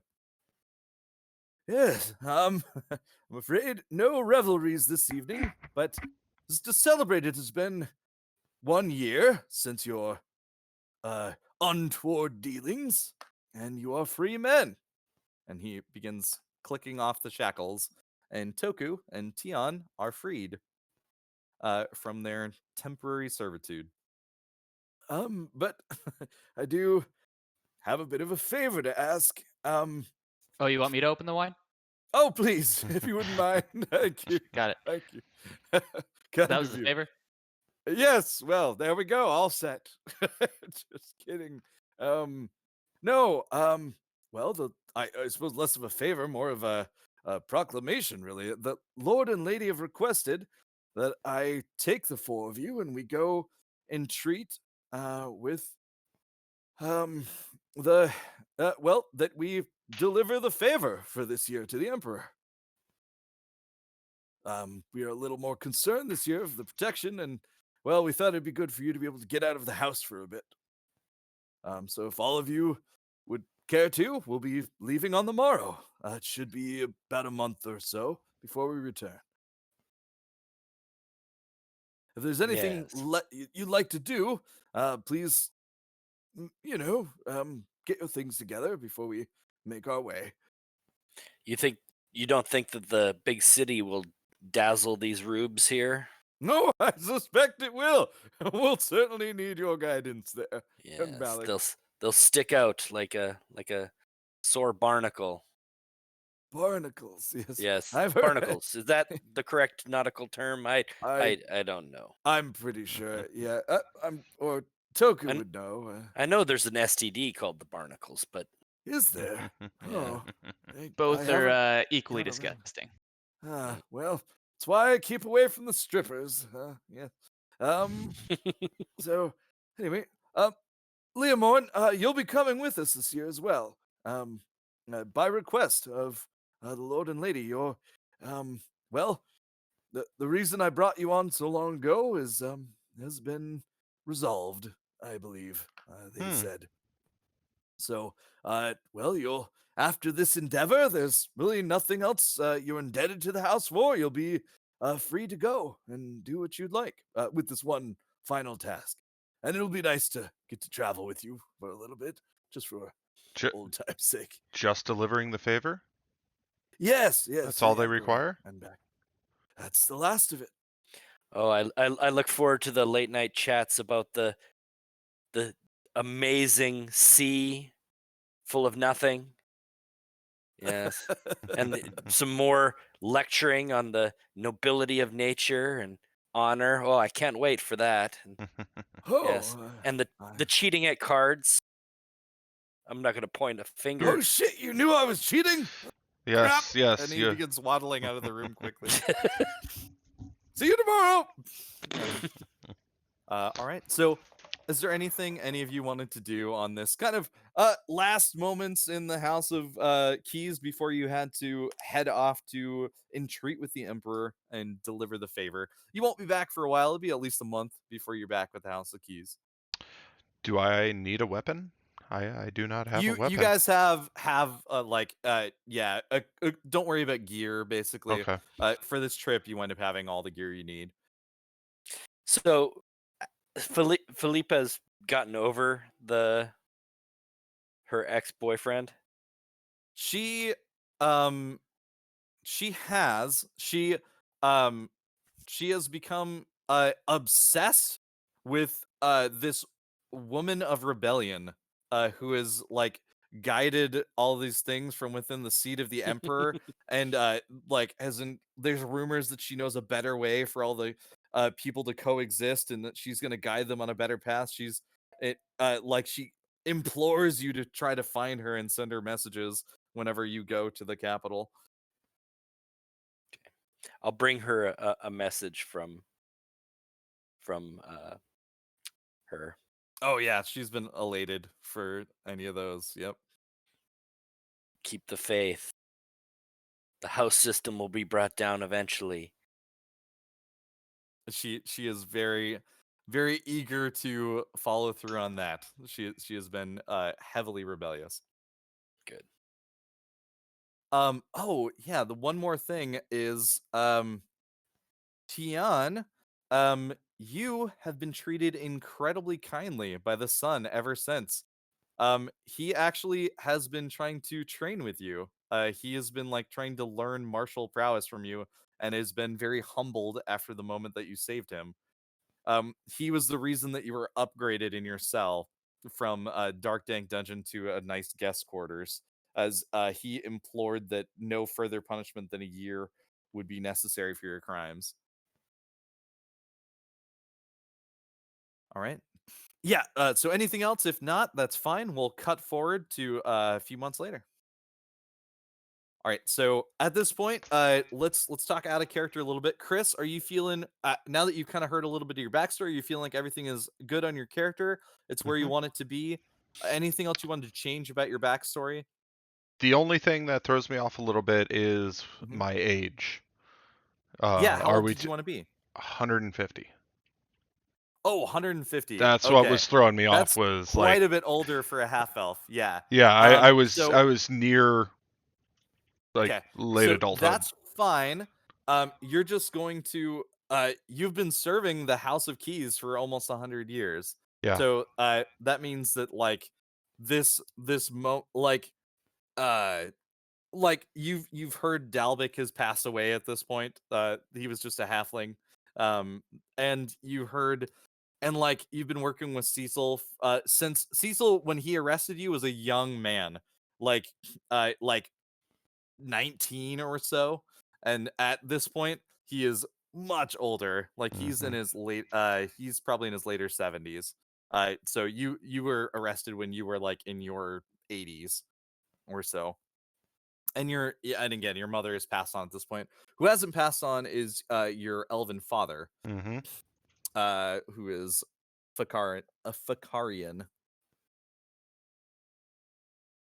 So yeah, that was the only thing that I was Gotcha. thrown off a little That bit. helps a lot. Thank you. Yeah. Yeah. Yeah. So we'll just adjust the timeline on that arrest a little bit. And so you've been serving the House of Keys for actually another generation. Like when you Mhm. were arrested, the son of the lord at that time is now the lord of this time. Yeah. Okay. And yeah, Mark, how are you feeling about the backstory? Anything you want to change on details or anything you want to change with your character sheet? You're muted right now. I see your mouth moving. Thank you for being considerate about that. I just heads up. No, I think it's good. And, Okay. I was going to just say before we leave, I'll be sure and leave like a scroll with like uh, practice for the son. Nice. Okay. You know, to keep on with Mhm. his martial work. Nice. Yeah, he's become kind of a closer confidant over the years. Okay, and you're feeling good about your character sheet, like no skills feel like they need adjusting or anything. You're good to go. Everything feels pretty set with what we role played out. Yeah, yeah, sounds great. Okay, great. Okay, awesome. Adam, how are you feeling about your back? Did you want to add anything to the backstory? Adjust anything? Anything in your character you want to change? No, I think it makes sense. Just out of curiosity, Mhm. when so like basically I was pushed off the boat not long after that battle. So I was like 17, and Yeah, then right. So you were like, yeah. Exactly, so exactly. how long was I with? How, like what was I doing You've been with the House of between? Keys Yeah, go ahead. for probably about then I guess it'll have been about 7 years. Okay, and so and I was just in the Royal Guard from or in the Keys Guard from when they picked me up when I was like 17 until the Hmm. war when we were fighting with the Leaves. Yep. And Got it. and actually, and you were Cecil's confidant. Like you worked with the steward, and so I and kind of like did more trustworthy tasks. Like the house trusted you, and they specifically asked you a lot about like the fighting strategy of the House of Leaves, and it looks like they were trying to find out a bunch of information about that. Okay. They also, but when it came time to ally with them, they were careful to protect your identity as this person who was from Leaves. Got it. So yeah, and if it's no somebody from the House of Leaves obviously does not like that you rejected the honor. Right. Yep. And character sheets feeling okay on your which skills you picked and all that kind of feel stat allocations, all that look kind of right. I noticed you had a Ye- charisma 12 and a wisdom 8, and I felt like maybe those would swap with but I don't know. It's your call on how you want to play the character out. I just feel like they seem like they were kind of perceptive. Well, I kind of I. But yeah, How what are do you you? thinking? Why do you say perceptive? So wisdom affects your perception skill. And you feel like Toku is kind of more perceptive than. Well, I mean, he could. It's however you want to play him. You know, we did really snappy scenes, right? He is also Yeah. kind of likable, right? Like he really got along with the crew and was jovial and everything. So I think you could easily play. You know, playing an unwise character can be a lot of fun. You could be very impulsive. So that's fine too. Yeah, that's kind of what I kind of wanted him to be Okay. kind of like a little bit of a sarcastic prick at times, but generally Okay. likable. Okay. Yeah, that's good then. Cool. And yeah. Perfect. Okay. Awesome. And anything else you wanted to change on there? Or are you feeling good? I did, just to make sure I did this is the right way, but I think that even though I chose archery, Roll20 didn't add the bonus, so I added it Oh, okay. manually. So Yeah, I that's should fine. get a +7, right? Because it's my it's 10 plus my dex mod, which is 3, plus my proficiency bonus, plus the 2 from being an archer. Let me double check. Let's see. I'm not sure what proficiency is 2 right now. Dex Yeah. is 3. It should be a 7. Yeah, you're correct. Okay, Yeah. cool. Then I'm good. Cool. Yeah, and I mean, think of these character sheets not as like the one true resource for what you should do, but rather as like and as if you had scribed stuff down on paper, but it did a lot of it automatically for you, right? So like if a number isn't right, we can change it. That's fine. It's not going to mess up anything to add that 2 in there. So yeah. Yeah, I was just making sure because I haven't had to actually mess with Right. much in Yeah, Roll20 it's because it pretty seems good to on a do lot of almost it. everything. Yeah. Yeah, almost everything is pretty good. Okay, and Jordan, how are you feeling about Nyx's backstory? Anything you want to adjust or change? All good. Okay, and can you tell me the names of the 2 personalities so far? It was So 3, but Oh, Balak yeah. Vale is the male courtier. Delaria Balak. Morn is our rebel alliance leader, and then the panhandler kind of Yeah, guy is Sol. cool. Okay, so Balak, DeLorean, Sol. Okay, so I will probably get Balak is who you've generally been traveling with these people as. Okay, Yeah, got it. yeah. They don't know any of the Okay. others. All right. Okay. Any last questions about stuff before we get started? I'll tell you now, we're getting started with you dragging your tokens over onto the gallows area. Is this a good time for a quick bathroom break? This is going to be a great time for a quick bathroom break. So let's go ahead and take. How do we pull our token? Yeah, so you go to the folded newspaper on Roll20. Yep. So you know the chat on. Instead, you go over to handouts. Oh, got it. I got and it. then you just drag the name in.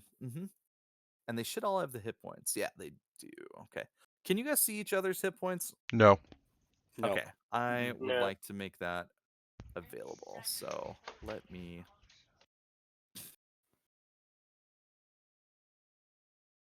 Okay. I will. Yeah. So let's take 6 minutes. At 12:40, we'll get going with your first combat. Sweet.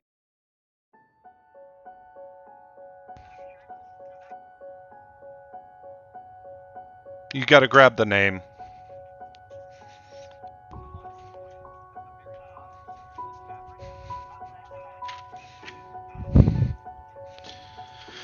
Yeah, I tried to grab the picture and it needs you to grab the name. Yeah.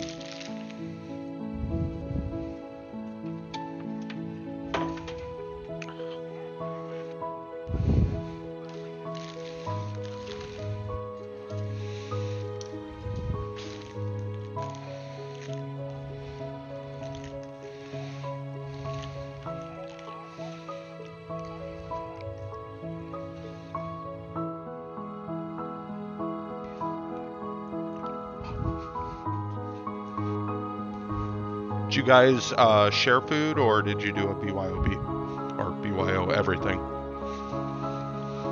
Yeah.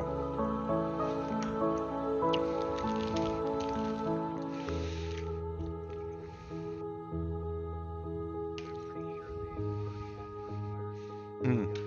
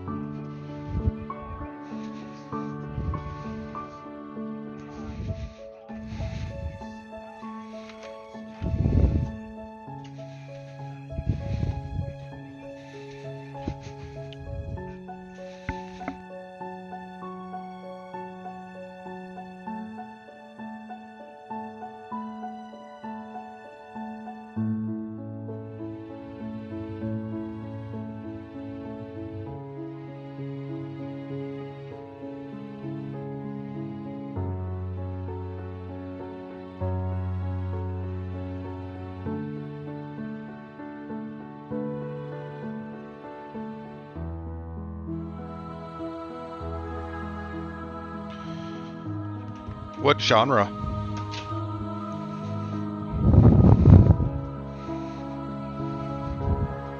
Oh, that would work for me. I'd read that.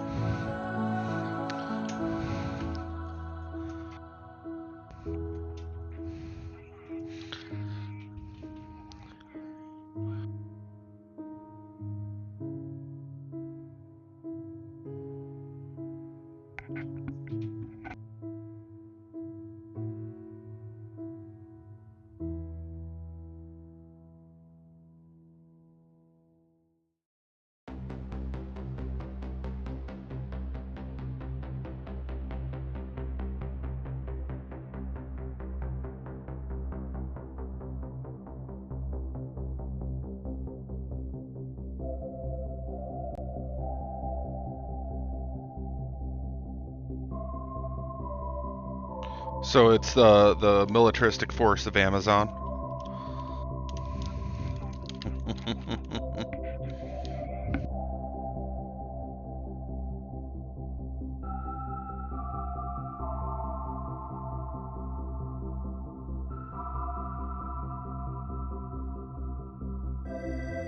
Maybe if you change us out of this screen and then back in. I don't know if that would do it or not.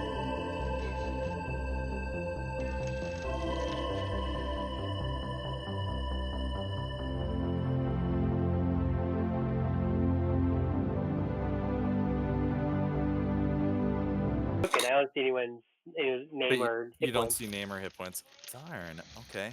Interesting. I have that set for everybody. Well, let me try something really quick. I'm gonna delete people and re-add them. Mm-mm. Okay. Any luck now, or same issue? Same thing. I see my name and hit points, not anyone else's. Okay.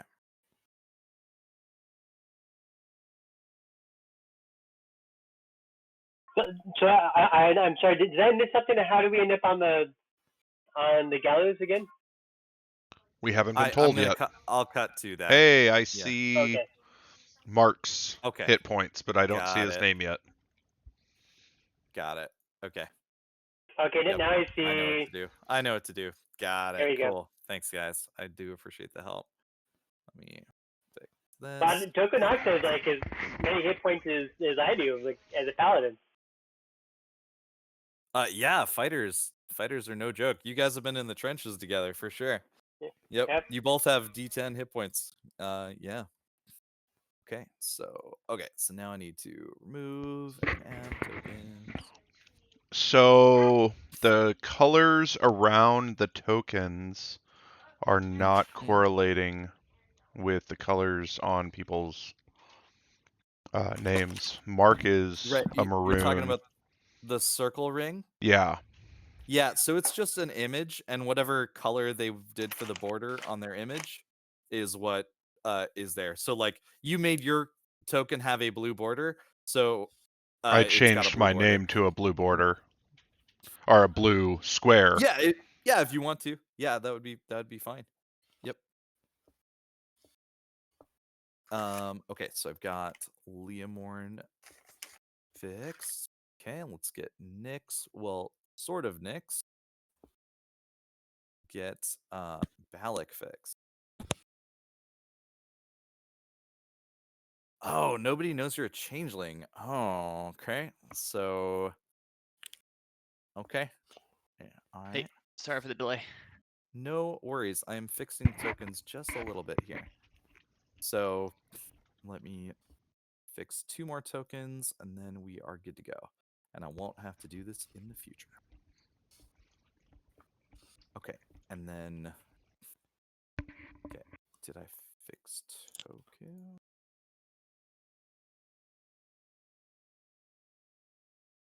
All right.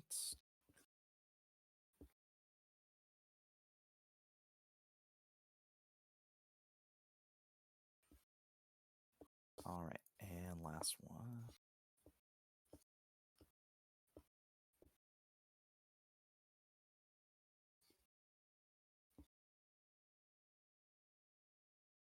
Okay.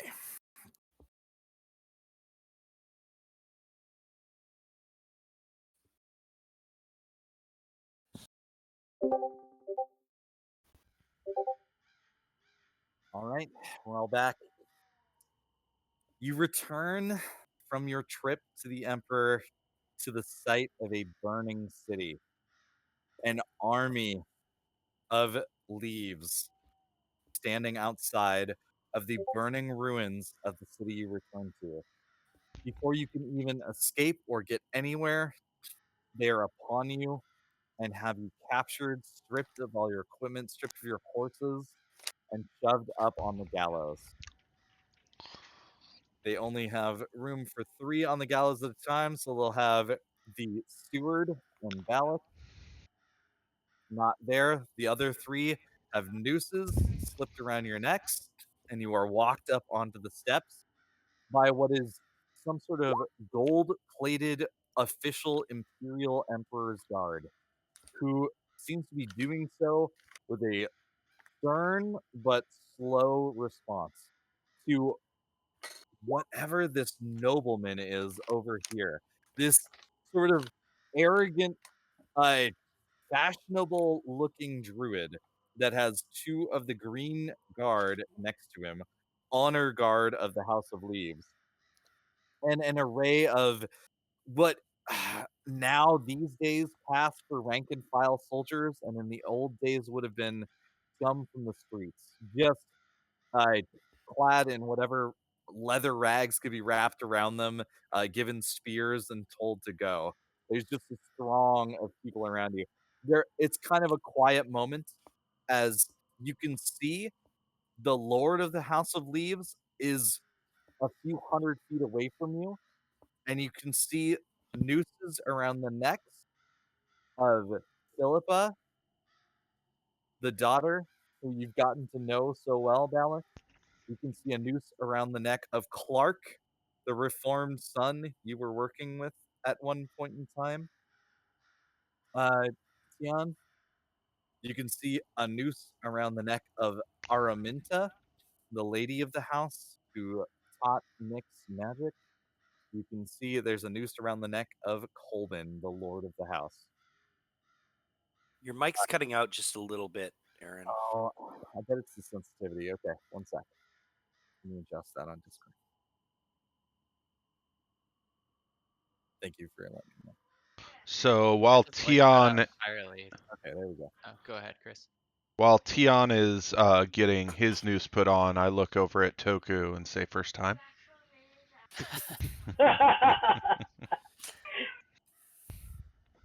I'll be like, "Oh, I'm glad we're entertainment for this unwashed menagerie of dull-witted hayseeds. Looks like the House of Leaves brought out their finest, fools." And the nobleman comes walking up with it looks like he's got a small manicuring knife and he's cleaning dirt Oh, the from head under fool his nails. himself. Emperor's God, could you swap that one with the dragon? Yes, swap it with the dragon. As you wish, my liege. Ah, yes, you're putting your headliners up front now. Good, good. Well, even idiots can be As taught a they lesson. cinch the noose around your neck, kind of chokingly tight. What name was given to you, you abortion? I don't know that I care to speak with you. You're going to die, and I don't know that it's worth my time. But Yes, you know the what? time for a fool I like you must will. be extremely valuable. Oh, you are so hard to deal with. Goodness, maybe it's better for this world if you're hung. My name is Mansfeld. A grace upon you before you perish from this world. You waste. Ugh. And the rest of you, any final words for your broken, dying house? The crows are the only sound that's really carrying all around as you hear faint, distant screams and the crackling burning of your city.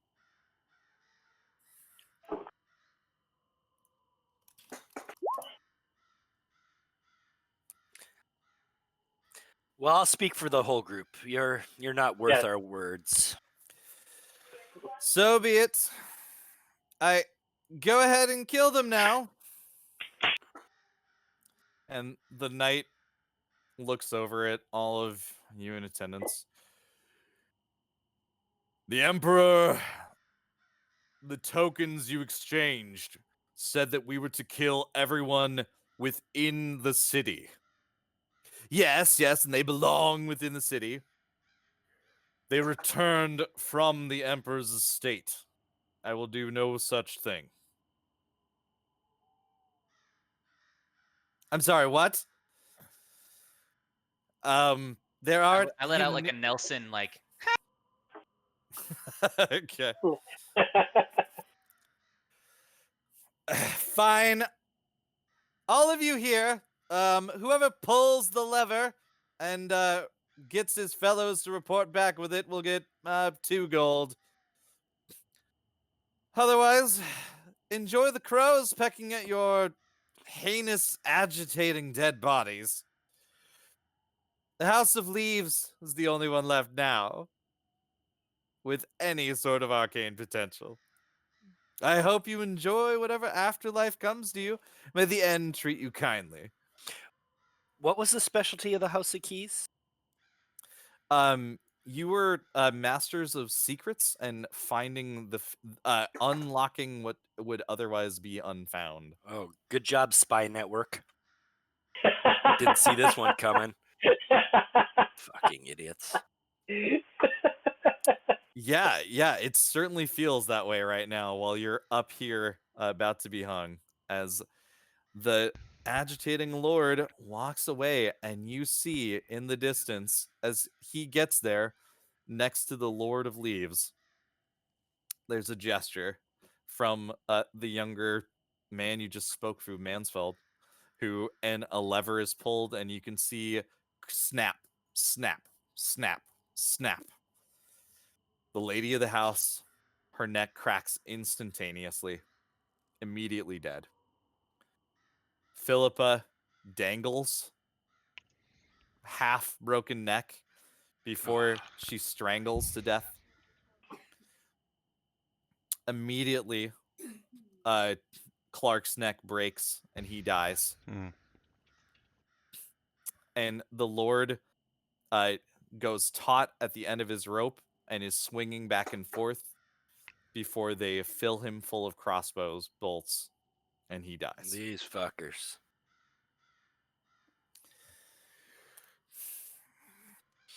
They're thorough. So what happened to Cecil? And Is that who's standing right he- above Tian? Tian and Cecil, you are standing there, ropes binding your hands together behind you.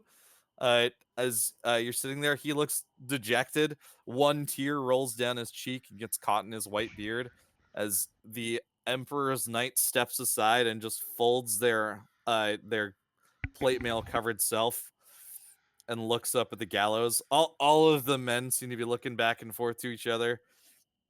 They're sort of shrugging. You can see similar situations are happening with other escapees. You can see that there are numerous other makeshift gallows have been set up. You hear the snaps and cracks of necks and lives being cut short of people you've lived with for years. Ingrid, the maid who offered to go up for you, Chris, so long ago, her elven frame goes limp in a noose. Okay. As the gathered masses are just sort of standing there. Finally, a couple of the thugs come up and are going to try to grab at you, Tian, and they're going to sort of shove you towards the edge. One of them's holding you, one of them's holding Cecil, as another one begins to walk up towards to pull the lever on this one. Another one walking up to here. I'm gonna try and get Another myself one walking to free. here. How do you want to try to get yourself free? I am going to. Is it sleight of hand to? You could try to sleight of hand something if you would like. To As the guy slip- walks past me to go to Leo Morn, I'm gonna try and maybe grab his spin around backwards and grab something like a knife out of his hand. Yeah, go ahead and roll sleight of hand.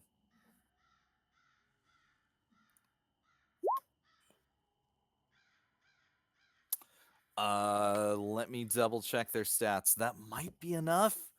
They might have a 12. This is going to be really close.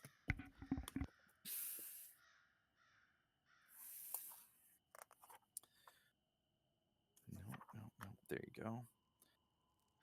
They have passive perception 12. Your hand reaches out to grab, and it grabs on the knife. It's like, hey, none of that.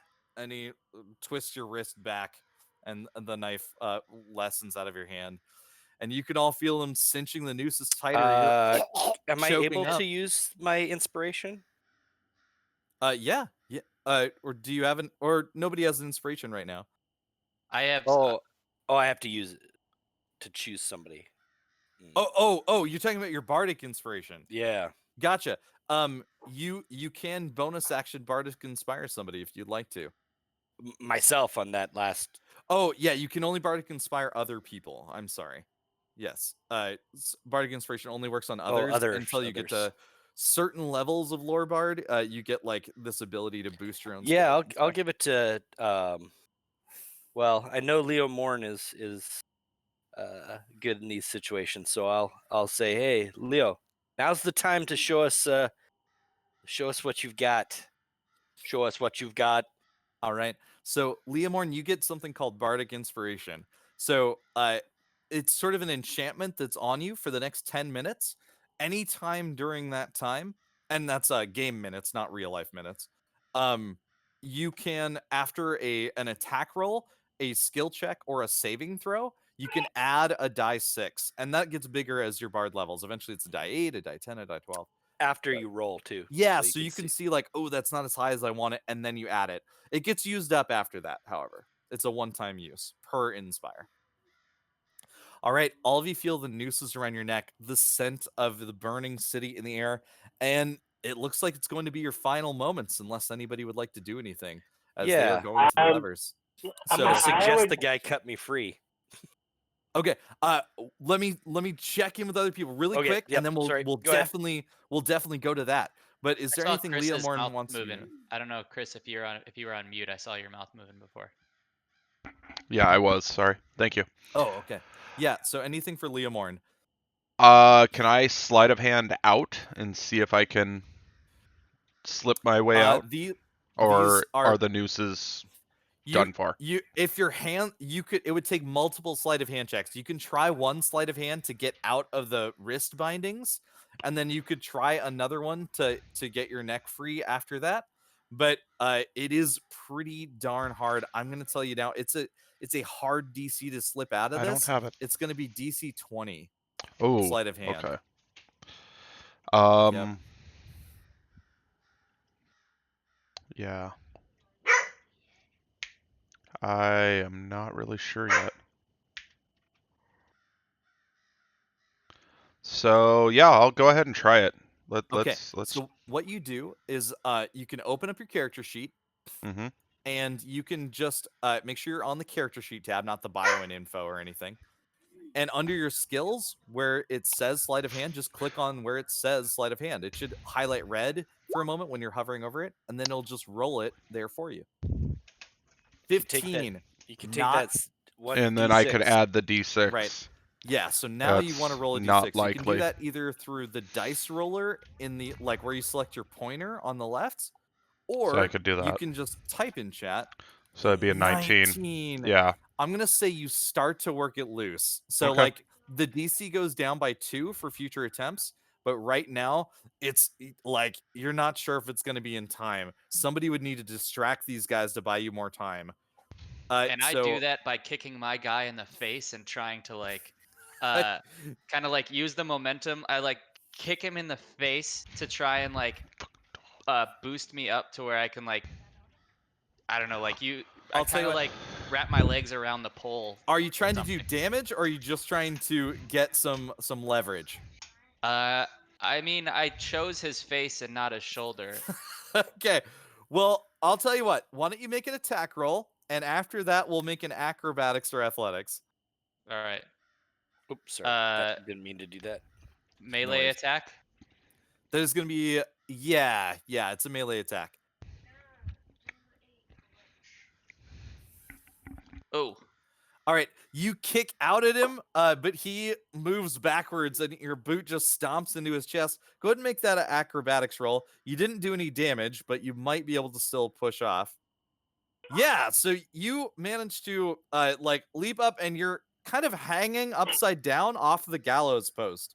Like you've got your legs wrapped around the top of the gallows post, and so the noose is like hanging in a limp loop around your neck as your legs are wrapped around the top and you're hanging like a bat.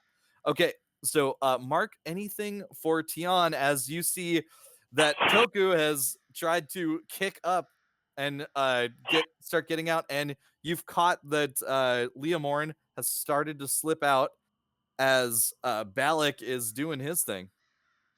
As they're doing that, in order to provide a distraction, I will use my lightning breath weapon against these two characters here. All right. Yeah. So Don't that mess is with the gonna dragon, be baby. seriously. So let me check what that is. DC is 8 plus your con mod plus your proficiency. So it's gonna be DC 11 and it's a dex save, and you're gonna roll, let's see, you're gonna roll 2d6 damage no matter what. So Right, and if they fail, they take half damage. yes. So, and after that, we'll be going to initiative because we're definitely making shit happen. I just want to make sure everybody got a turn. Okay. So go ahead and roll 2d6, which you can do again on the dice roller on the left, or you can just you can type in chat, you can just type that. I think I just did I not do it. No, Well, that just gives you the yeah, that click the thing. information. We can also make a thing under your attacks, like where it says divine You smite got and it. stuff. 4 points of damage. Okay, cool. So let me roll their con saves. All right, so one made it, one didn't. I'm gonna tell you now that actually does a number on them either way. They've only got 11 hit points, and so 4 of them is already cutting them down drastically. All right, so it is also the crows need to stop now as we are going into full on combat. As you are attempting to fight for your lives and maybe be some of the sole survivors.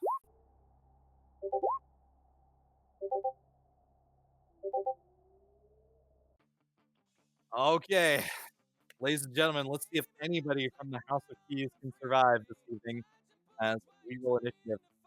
If you So you can roll it. You're doing perfect on rolling initiative. Like you just click on where it says initiative on your character sheet.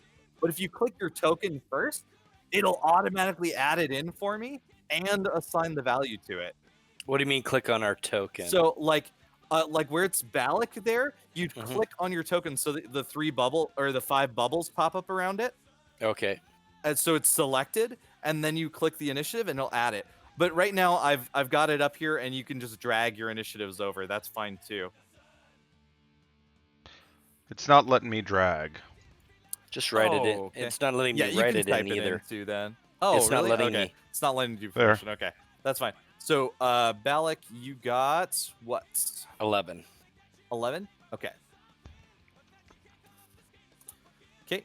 And let me roll for the mercs and for the steward. Okay. Even the steward got a jump on these idiots. That's right. Okay, lightning surges out as the adrenaline begins flowing through your veins. It is time to survive. The Emperor's Knight is just watching stoically as this scrappy looking hoodlums are attempting to kill you. Tion, it is your go. Your lightning breath caught him off guard, and you get to go again.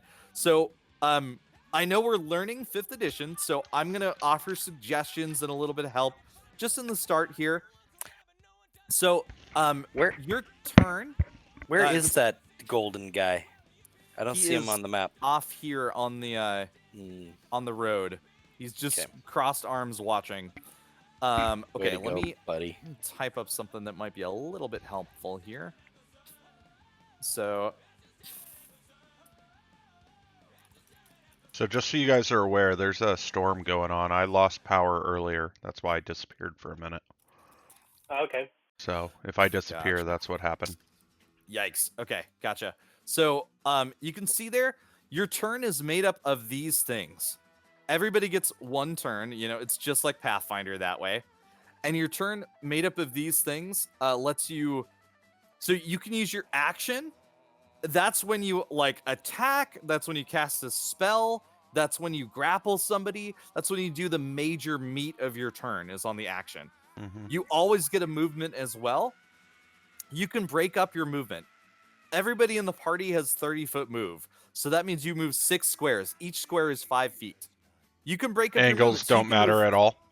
What's that? Angles don't matter at all. Diagonals don't matter. Okay. No, diagonals don't matter except for spell effect areas. Yep. So and like there's difficult terrain and stuff, but that costs double move. But let's not worry about that for now. You can move like 10 feet, make your action, and then move the rest of your movement. You can break it up on your turn. Sometimes some people have bonus actions. These are kind of rare, but rogues use them all the time. I have my cunning action. Yes, correct. So you don't expect to use your bonus action all the time, but if you have it, awesome. That's cool. You get a whole free thing you can do, basically. Some of your smite spells, there's 2 types of smites. There's the booster spells, and then there's your, like, special ability. Some of the booster spells are bonus action casts for you. So that's when it might come into play for the paladin. But you have your reaction. That's basically your attack of opportunity in Pathfinder.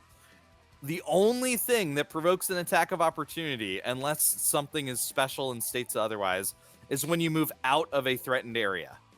So, for example, this guard right here that is circled in red has a threatened area of 5 feet all around them. So if you move into that, you're fine. You run circles around him, you're fine. You move out of it, he gets a free swing on you, but it uses his reaction. So you can't use the reaction anymore. Some rare other things use reactions, like the counter spell, the shield spell, but mostly reactions. Cutting words. So there's some rare exceptions, but mostly it's just used for attacks of opportunity. The very last thing you can do on your turn is basically your little freebie bonus thing.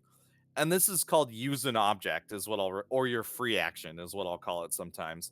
This is you drawing a sword, opening a door, tossing something convenient to an ally, picking the torch off the ground, like little tiny things that shouldn't be worthy of a full action. but you can't do multiple of those in a turn. So you can't draw 2 swords in one turn unless you have a feat that lets you do so, etc. So it does matter. Like you can't get like 12 scrolls out of your backpack, but for the most part you can do stuff kind of conveniently. The one exception is you can't sheath a weapon and draw a weapon on the same turn. You'd have to do one or the other. Okay, so that's your tutorial of D&D 5e. We'll pick it up from there. So it is Tion's turn. You've got your full list of stuff. What do you want to do with your action or your movement? Are my hands in front of me, or are they bound behind me? They are bound behind you currently. Bite his fucking head. Can I bite his head? I mean, can I use like a bite divine smite? Yeah, you can smite actually with an unarmed attack. So what I need you to do is you're gonna roll a d20 plus your strength mod. So just your strength mod. What you do, because you're not proficient in unarmed stuff. So what you're gonna do is on your character sheet, just you should be able to just click your strength, or maybe not actually, huh? Maybe it'll just go ahead and click. Yeah, you can. Or did you it can let click, you? click Oh, good. strength. Okay. Mm-hmm. Awesome. 11. They have AC 12. Oh. So unfortunately, you go to bite out at it, and he's like, "Oh!" He's still reeling from your lightning breath, and you chomp down onto this studded leather armor and just rip out some of the studs with your mouth, but it does not hit. So you still have your movement left if you'd like. You can move through ally squares at the cost of 2 squares, but you cannot move through enemy squares. Could I move like here? Yeah. That would provoke an attack of opportunity from the 2 that you're leaving. Are they able to act even though they? You can do reactions even when you haven't acted in combat yet. Okay. Well, here, if I move. There is a movement Here. measure tool as well on Roll20 if that would be easier for you. 10, 15, 20. If I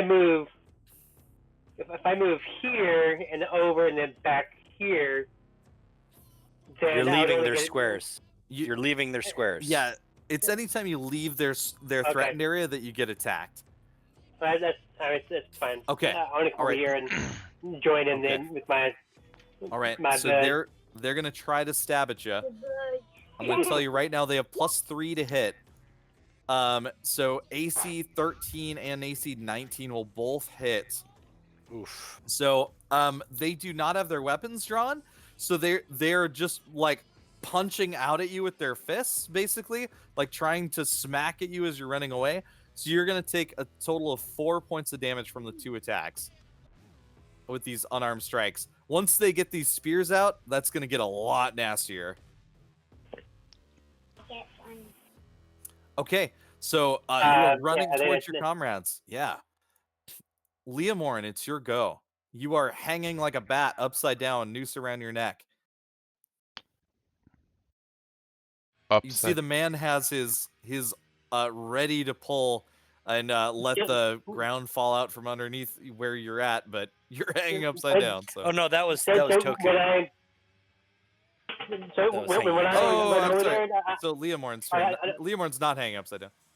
What's Okay. up? I Mark? just want to Terminal. say, like, when I run over there, I'm gonna turn around so that we can both help each other undo our like bindings. Yeah. You actually think your claws would work really well for that. Yeah. So I will give him advantage on any attempts to try to get those done. If you wanted to, you could also do unarmed attack damage against the rope and attack the rope for him and try to cut him out. But for now, Leomorn, you are slowly working your way out. The DC has gotten a little easier. You slipped out of the knot a little 18 bit. now. It is 18 now. All right. There we go. Oh shit! There it is. Finally, the loops fall off, and they do not notice as the knot slips around from one of your hands. You still one of your hands is tied to a rope, but I mean you're free. So that is your action though to free yourself. So what do you want to do with your movement? Anything, or just still pretend like you're stuck there? What is the Well, I mean you still have the noose around your neck. So of the 3 cunning actions I have, dash, disengage, and hide action, what are those 3? Like, what's the hide action? So disengage means you use your action, or in your case, your bonus action, to move out of those threatened areas, and you cannot take attacks of op that turn. If you disengage, nobody can attack of op you the whole turn. Okay. So normally that costs an action. For a rogue, you can do it as a bonus action. Okay. Dash is when you use your action to take another movement. A double movement. So you basically can double move every turn if you want to use your bonus to move again.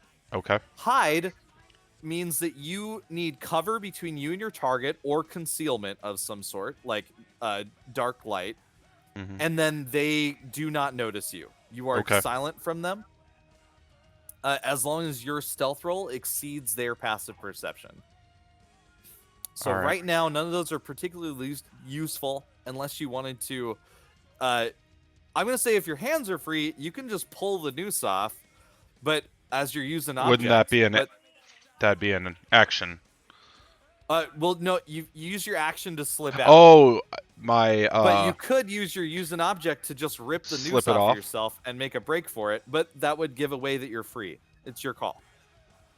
Can I delay at this point? You've and already come back used your in? action, so there's really not There's no much delay. else to delay. Okay. But you want to hang out and wait Yeah, for... I don't want them to know yet. I'm still taking in the situation. Cecil, you can see is he is going to throw himself bodily in between these 2 guards and anybody else, and he's going to take the dodge action. So his action means that any attacks against him until his next turn are at disadvantage. So he is trying to take hits for you, but he's trying not to get hit. Balak, it is your go. I'm going to lean over to this guy right here and say, hey, you smelly bumpkin. You really want to cut me free and then protect us really, really badly. Suggestion. Okay. Suggestion does have to start. It is a verbal and somatic spell, so you... Right? Or is it just somatic? Or just verbal? Let me see. Let me get spells. Is that even for bards? I don't think bards need somatic components, do they? Verbal material. Material. So you'd need an arcane focus. Or you'd need that arcane component, which you can't quite reach from your hands right now. Being bound. Really? Okay. Well... Because you've been stripped of most of your stuff. Did they find my my hidden... No, I mean, there has not been much time.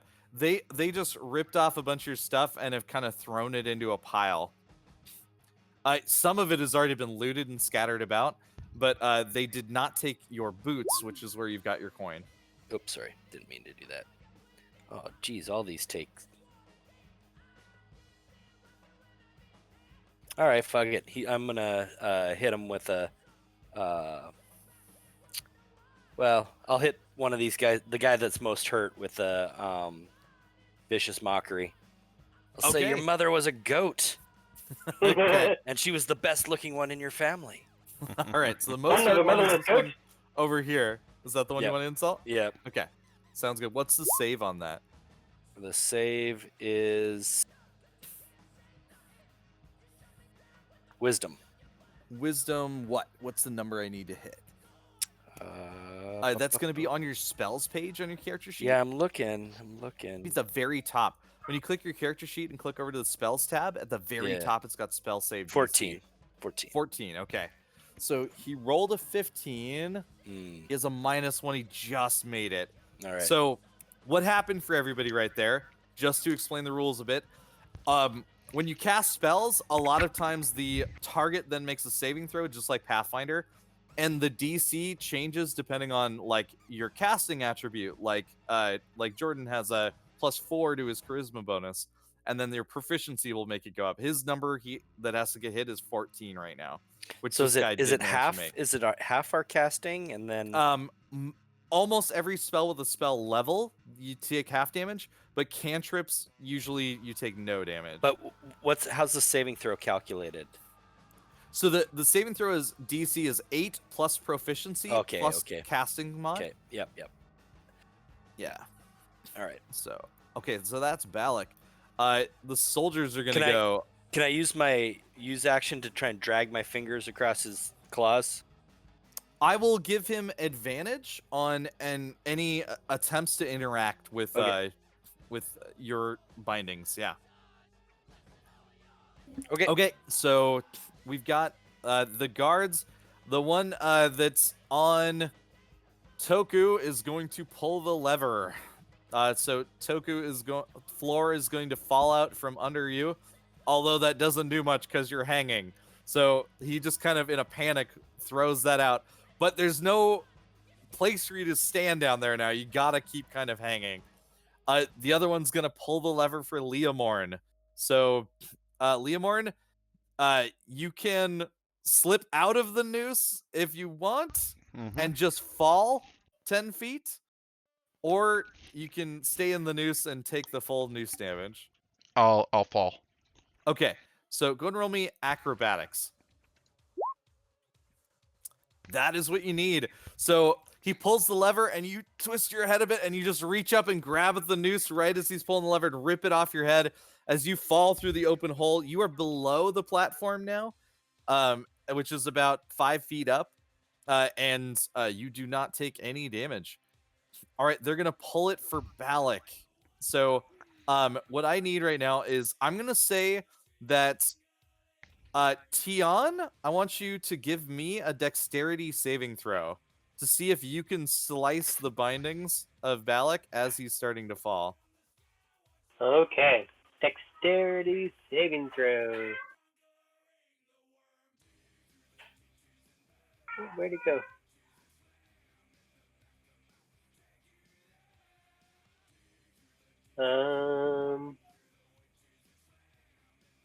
My entire sheet's gone.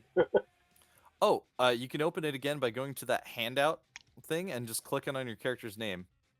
It'll just reopen it. No, I mean like all of it's on cantrips like that.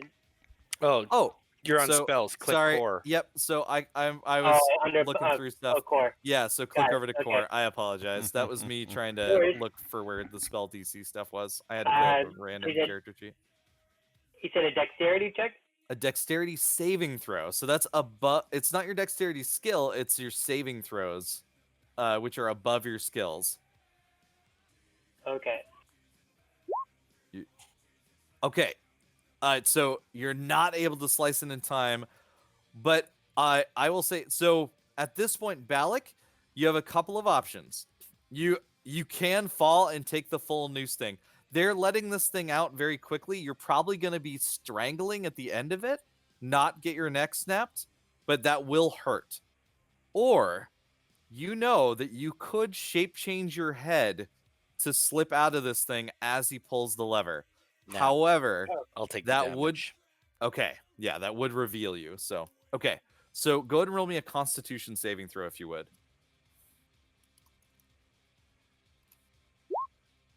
Oofed. Oh, okay. You're going to take the full 3 damage as you snap at the end of it, and you are starting to strangle to death. Like thrashing about on the end of this thing. All right. These two are going to attack Cecil at disadvantage. That's a miss, but that one's a hit. They are pulling the spears out now. And they're going to deal 3 damage to him. He seems to be fairly stalwart. He takes the blow like a trained professional and is standing there. But it does not look particularly pleased. The rest of them draw spears and are rushing up onto the platform, except for one of them is like they're grabbing spears and they're trying to figure out how to get to Leomorn underneath there. But they don't want to crawl prone, so they're just kind of waiting for Leomorn to come out. They're going to use what's called a readied action.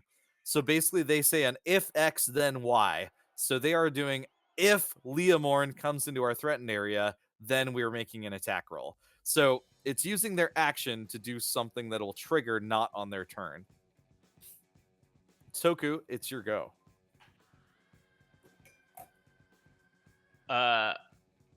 Okay, I want to do that. I want to, if this guy next to me or anyone kind of like shoves a spear at me, I kind of want to like try to dodge it and use it and hopefully try to like get it to hit the rope or my vine. Okay. All right. Yep. I was gonna use Sounds my good. if they attacked me, I was gonna use my riposte for that, but I think this makes more sense. Yeah. All right. Sounds good. Tian, it's your go. You just saw Balak snap at the end of this rope and is gurgling and dangling. I will attack the rope with my claws. Okay. So you are kind of bound. Normally that would be a disadvantage, but Balak was trying to help you before he was falling. So go ahead and roll normally. So what I'm saying when I say advantage and disadvantage, advantage means you roll 2 d20s and take the better of the two. Disadvantage means the exact opposite. You roll 2 d20s and take the worst. Because you have both of those conditions, you rolled normally. Okay. Oops.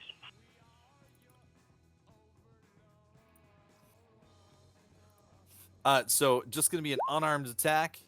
Oh, okay. So you're trying to reach your claws up, but the rope is swaying back and forth. Your talons can't quite wrap around it.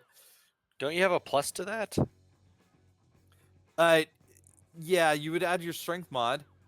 And proficiency, right? Oh no, he's he's not not proficient in unarmed, Yeah. but it'd still be less than a 10. Yeah. So Yeah, 9. yeah, I need AC 12. So so Tian desperately trying to rescue your card-playing friend who's kept watch on you over these few years. No luck. All right, so that's if you want to move, you can. Then we go Leomorn. Can he see me down there? Like we're both hanging underneath the thing. Yep. Leomorn, he sees like the bottom half of your body. Your head is level with the base of the deck there. Can I like jump down the hole and like hold him up with my with my arm? you take some. Well, you need to roll an acrobatics to land without taking a little bit of falling damage, and it. Oh no, you'd still be in the threatened area. The guy. Yeah. Okay. Yeah. So roll an acrobatics check for me. This is where my really bad dexterity You comes got into it. play. You needed a 15. Wow. Sure enough. Awesome. Ah, So it was a -1. I'm gonna put you here. I'm gonna change the layers so that Tian is on the bottom layer. So you leap down under Balak, who's like swaying back and forth, and you roll into the mud and muck, and you stand up, and Balak, you're standing, not being choked out now. If you want to stand on his shoulders, Sure, sounds good. all right. So then we go to Leomorn. So if I move, will I get attacks of opportunity from these two? No, because you had to fall a significant distance, and they can't reach down there and stab you. If they Okay. laid on their bellies, they could do that, but they're not. So All right. Then I am going to go under where Toku is and grab that guy and yank him down. oh, interesting. Okay. Because I'm yeah. tall enough that I should be able to just reach up and grab his legs. Yeah, so anything that's like a grapple or a shove or a disarm, any maneuver is going to be an athletics contested by his athletics or acrobatics. Okay. So Yeah, I don't know it's about that. opposed. He's got a +1. So if you want to do it, it'll be your action, and go ahead and roll athletics. Let's try it. Okay. Might be stupid, but let's try it. Nope. Oof. Oh no! All right. He's got a +1. Oh no! He got a 3. Barely. All right. Well, you reach up and you grab at his boot and you pull his boot off, and you have boot in hand as his like blistered bare foot slips out of it, and he kind of stumbles back a little bit, but you're not able to yank him fully down, as you can see that your Toku is like swaying back and forth atop of you. Okay, I use above the you. object to pull out his lace. Sure. Yeah, you've got the shoelace out. Awesome. Okay. He's gonna keep holding off these guards, take the dodge action. Cecil will try to keep them at bay. Balak, it's you. You're not choking out, but it is precarious balancing on him. I need to get free. Let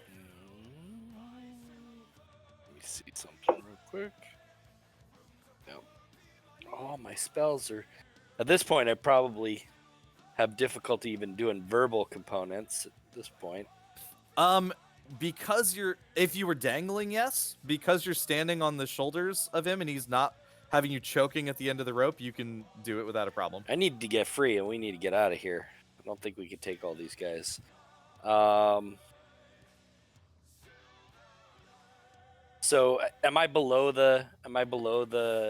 So who can see me at this point? The ones on the upper deck area can see you Okay. as you're standing on, like, your knees down are below the gallows. I'm gonna try to slip free. All right, roll that sleight of hand. It is pretty tricky. I'm gonna say with all the maneuverings and like there were attempts to claw you out earlier, it's gonna be down to DC 19. Nice. Yes, nice. Okay, sure enough. And I'll use my use an object to pull So the noose off, yank the noose off. You and then are... jump down. Oh, okay. So jumping down will... No, we already determined he didn't use react. Okay, so yeah, using that precarious balance, you reach your arms down and I'm getting Toku confused with Tion. Okay, so Tion, your mouth is kind of open and you suddenly feel these bindings like catch under your teeth as Balak saws them back and forth on your jaw, and then they kind of snap open and the noose falls off. You jump down into the mud and muck, Balak. You can see one of the guards is sneering, watching over at the rogue, and then sees you in the mud, is like, oh! Okay, so, yeah, that's Balak is free. Where did you say our stuff was? You are not sure where your stuff Yeah. is. It was forcibly stripped away from you. Okay. But you do have your token in your boot. So, okay. It is their turn. All right. That one's going to be kind of balancing. All three are going to attack with disadvantage. Okay, they all miss. Cecil is just dodging left and right. You can see he catches a spear and like shoves it towards another spear and is keeping them at bay. Although multiple of you are down below now, he's not sure if he should jump in the pit as well. Okay, and then that one's gonna try to spear at Toku. Toku, this is your chance. So I'm gonna say you want to catch this thing. Oh, interesting. I'll tell you what, you're gonna do opposed attack rolls. So he's Okay. gonna roll his attack roll. You're gonna roll your melee attack roll. So you're gonna roll and add strength or dex. Not proficiency though. Oh, not proficiency. Yeah. All right, he has a +3. So whatever I roll +3. Oh, he got a 19. Who? The soldier On. on trying to spear Toku, who's hanging. I'm gonna use cutting words then. Oh, okay. Yeah, roll that die 6. Who's rolling a die 6? Jordan? So Oh, darn, that no, didn't no. help. So what happens is Balak screams out an insult at the soldier whose blow goes slightly wide. It's a special bard ability. He can use one of his bardic inspirations to reduce an enemy's roll. But unfortunately didn't reduce it enough, and the spear is gonna jab into you as you're dangling there. It's gonna stab you for 5 points of damage, Ow. Toku. All right. Gosh. This one's gonna run over and go prone and try to stab down at the rogue down below. You're gonna have cover from all the stuff going on, so you have +2 AC. Oh no, I'm rolling fire. He got a 22 though. So a spear is gonna stab down into you for 3 points of damage, Leomorn. All right. And this guy is prone, so I'm gonna turn him sideways. This one's gonna, like, again, he's gonna maneuver to try to cut you off if you're gonna come out of the muck. This one sees there's 2 of you down there. It's gonna call for help. So they're gonna get on either side, try to cut you guys off if you're gonna try to come out of the muck. They're readying to stab you if you try to leave that area there. This one is also gonna get down prone and try to shank down at. I mean, either of you really. He'll probably go for the dragon guy. That guy's scary looking. So AC 11 might hit you with your no armor situation. What's your dex, Tion? My dexterity? Is -1. Okay. So yeah, so his spear does connect as he gets down on his belly and stabs out. Or no. You have The cover, right? which is +2. Oh, but you're at 9. +2 is 11. He barely exactly hits you. It only grazes you for 2 points of damage. Phew. But they are trying to take you out. Toku, it is your turn. Okay. I try to like let's see. So I'm kind of hanging upside down. Yep. The rope is kind of like coming in a loop up to my neck. Yes.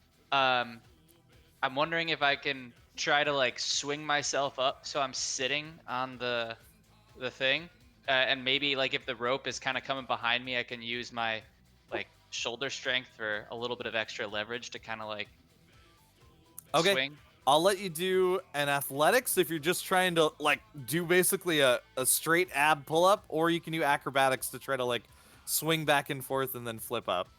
So I'll do either one. a swing. Okay. So roll acrobatics. Oh man. That one. Do you want it to be extra bad and get a reroll? No. Okay. So you start to get momentum and one of your legs slips and you feel yourself start to fall before you like quickly get your leg back up there before you dangle and snap the noose around your neck. Tion, it's your go. Can I use Divine Smite on the rope to get my hands free? I would let you make an attack roll at disadvantage. I don't think you need to use smite. It's not Okay. evil. I don't know. It seems kind of like. Well, I'll let you know the rope set. You need to do 5 points of damage to the rope. So the smite might be necessary, but go ahead and roll an attack with disadvantage. How you do that? The easiest way to do that is on your character sheet. You'll just click that strength one again, but before you do so, you know where it was core bio spells? You'll see normal is selected. Click over to disadvantage, and then click your strength. So disadvantage. Okay. Yep, and then click the strength to make that roll. Okay. Oof. Yeah, you're getting like you go to do that and a spear thrusts at you and you can't quite focus on getting yourself cut free when you're dodging the spear left and right. Okay. So do you want to move? Hold still, you big lizard. You've got a spearman on either side, like watching to see where you're gonna go, so they can try to stab at you if you try to get out of there. I will. Guess I'll stay put. Okay. Leomorn. I realized I'm weak and should not be trying to fight people. Okay. So I go over and untie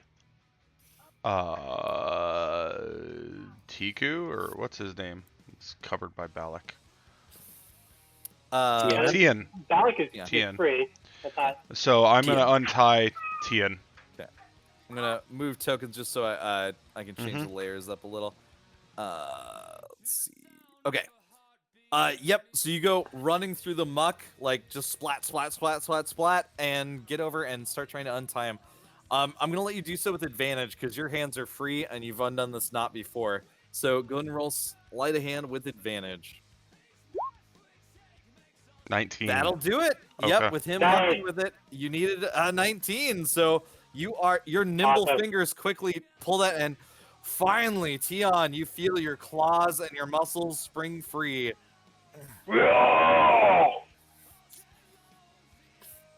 All right.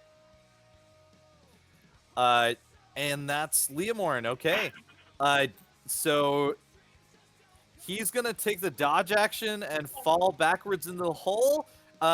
So he can take the falling damage, or you can catch him and take the falling damage if you want to, Tion. I'll catch him. Okay. He's an old dude. All right. So it's gonna be 5 falling damage as he crashes into you. And then I'm gonna make 3 attacks at disadvantage on. Or no, he'll just disengage actually. So he'll use that his action to make sure he takes no attacks of opportunity, and then he falls down the hole Mm-hmm. on top of you in the muck and mud. He is still bound up. A bit of a dog pile from here. I agree with Balak. I think we should leave. And it's Balak's turn. Well, let's start clearing our way, and I'm gonna use vicious All right. mockery on this guy. Sorry. Last thing. After he says that, he looks down at. You can see he's still got his cloak on and his golden medallion. He was kept his nobleman's clothes. They left the nobles looking noble attired for some reason. And you can see he gestures to a spell pouch that he has on his belt. Oh, sweet. Yeah, I'll pluck that off him with my use in action. Yep. Oh, these guys are about to get effed in the A now. What is this guy wearing right here? Is he in armor? They've got studded leather armor. So it and does have metal. Spears, daggers, little metal studs on it. Yep. So he's gonna start Some feeling buckles the and stuff. burn, heat 'Kay. metal on All his right. armor. Sounds good. That I can't remember if is there like There's no not a save save on unless he that can to take it start, or- off. Nope. I think right. Then I think you just roll the damage, right? Yep. Any creature in physical contact will take the damage until it ends. If they're holding it or wearing it, they can drop it if they can. So I don't think in a reaction they can take their armor off. No, definitely not. No, it would take. It takes a couple of actions to remove armor. So This go ahead guy's- and roll your damage. Gonna friggin' burn. I want to make sure I got the right damage here. Holy shit! All right. Okay. So you finally, hands free, you're down in the muck and the mud. You grab that spell components pouch and you pull out a little piece of cinder, throw it into the air, utter a quick arcane incantation, and all the studs all over his armor and the buckles on his armor begin glowing white hot. And he just and begins. And I'll look at him. scorching. You are going to die. There's Demons! no denying They're it. demons! He's burning me alive! Okay. Okay, Nice. that is Balak. Wrecking that dude. Their turn. He is in a panic trying to cut his armor off. But it's gonna take 2 actions to do so. These ones on top are gonna stand up and start moving. Actually, the ones here I'll start moving around first. Surround them! They can't get away if we get all the exits. And they, burning one is gonna run like over here, and I'm gonna put a little red dot on him so I remember he's on fire and shit. Yeah, he's gonna die. This one's gonna try to jump down. Oh, he fails, so he's gonna fall and take some damage. So he's prone on the ground, and you hear his legs snap as he goes down to try to cover that angle. But My mistake, boys. These unwashed rubes, these smelly hillbillies, are no match for us. this one will just double move because he saw that guy get his leg snapped. They're sprinting to try to cover any of the exits to make sure you can all be appropriately killed. Toku, it's your go. You are still up there. The one that was stabbing at you seems to have. Oh, actually, sorry. That one would still be manning its post against you. He is readying for you. Or no, you weren't able to swing up, so he's gonna take a swing against you. Does AC 13 hit you? No, it doesn't. Oh, really? Nice. Or And- wait, do you have armor on? Because Because is your dex mod 4? my dex mod is 3. Okay. Why is it showing? Oh yeah, it's showing leather armor in your equipment right now. I'll use So, my cutting words on. Oh, him. awesome. Well, even a 1 will do it. Yep. So this guy's gonna go out to stab, and what do you say to make him miss? I say, did you notice you're missing a shoe? Oh, you probably didn't, because this is the first time you've ever worn shoes. He goes to stab you, Toku, and he's got a good angle on you, and then he's like, "Hey, that's mean!" And he just stops and forgets to stab at you, and is like, "Oh, right," and like goes to try to swing, but by that time he's lost all momentum, and you swing out of the way. All right. Well, Got then I one want to left. use the superiority dice to riposte and Oh, headbutt him in the face. yeah, do it. Yeah, roll. Does So that would riposte just be a melee, right? give you an extra die of damage or anything? Or If I hit, I add the D8 to Yeah. 'Kay. the damage. so yeah, just a melee attack. So So that'll use just your strength mod. just strength. He's got AC 12. Come on. There we Go. go. There we go. That'll hit. Yeah, so you're gonna do 1 plus your strength mod plus that die 8.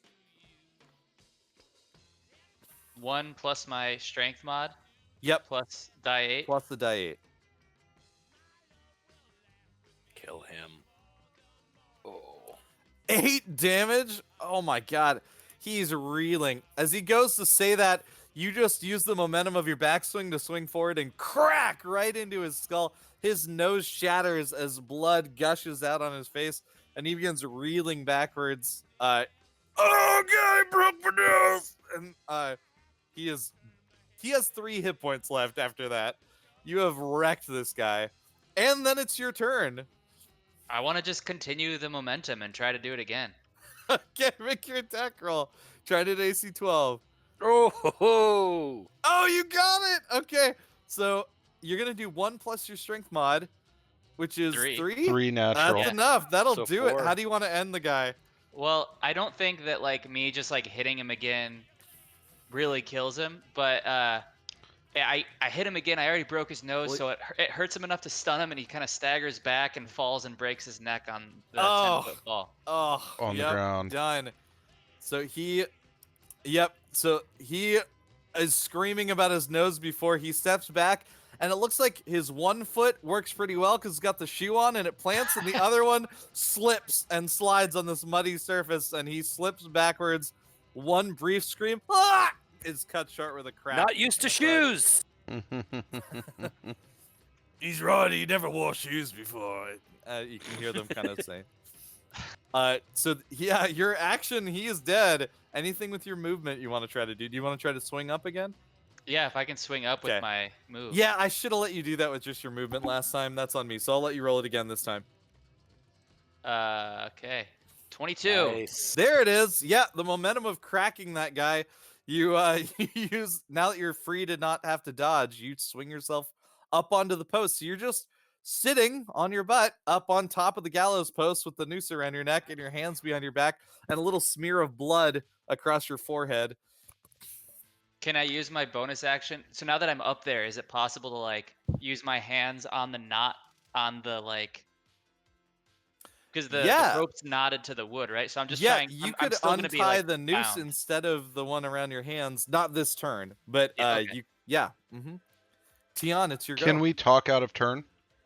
Yeah, so you guys have been adventuring together. You fought in a war together, so you guys can talk out of turn. Just remember, in character, you only have 6 seconds of conversation. So, like, you wouldn't be able to tell somebody like the passcode is this 3-minute long phrase, but you guys Throw can me up like there metagame type all day thing. long, and then you're like, hey, remember in the trenches on day 2, do that, shit like that.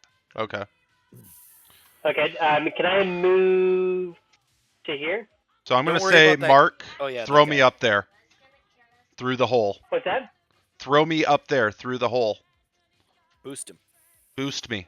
But can we can't get through the bottom of the.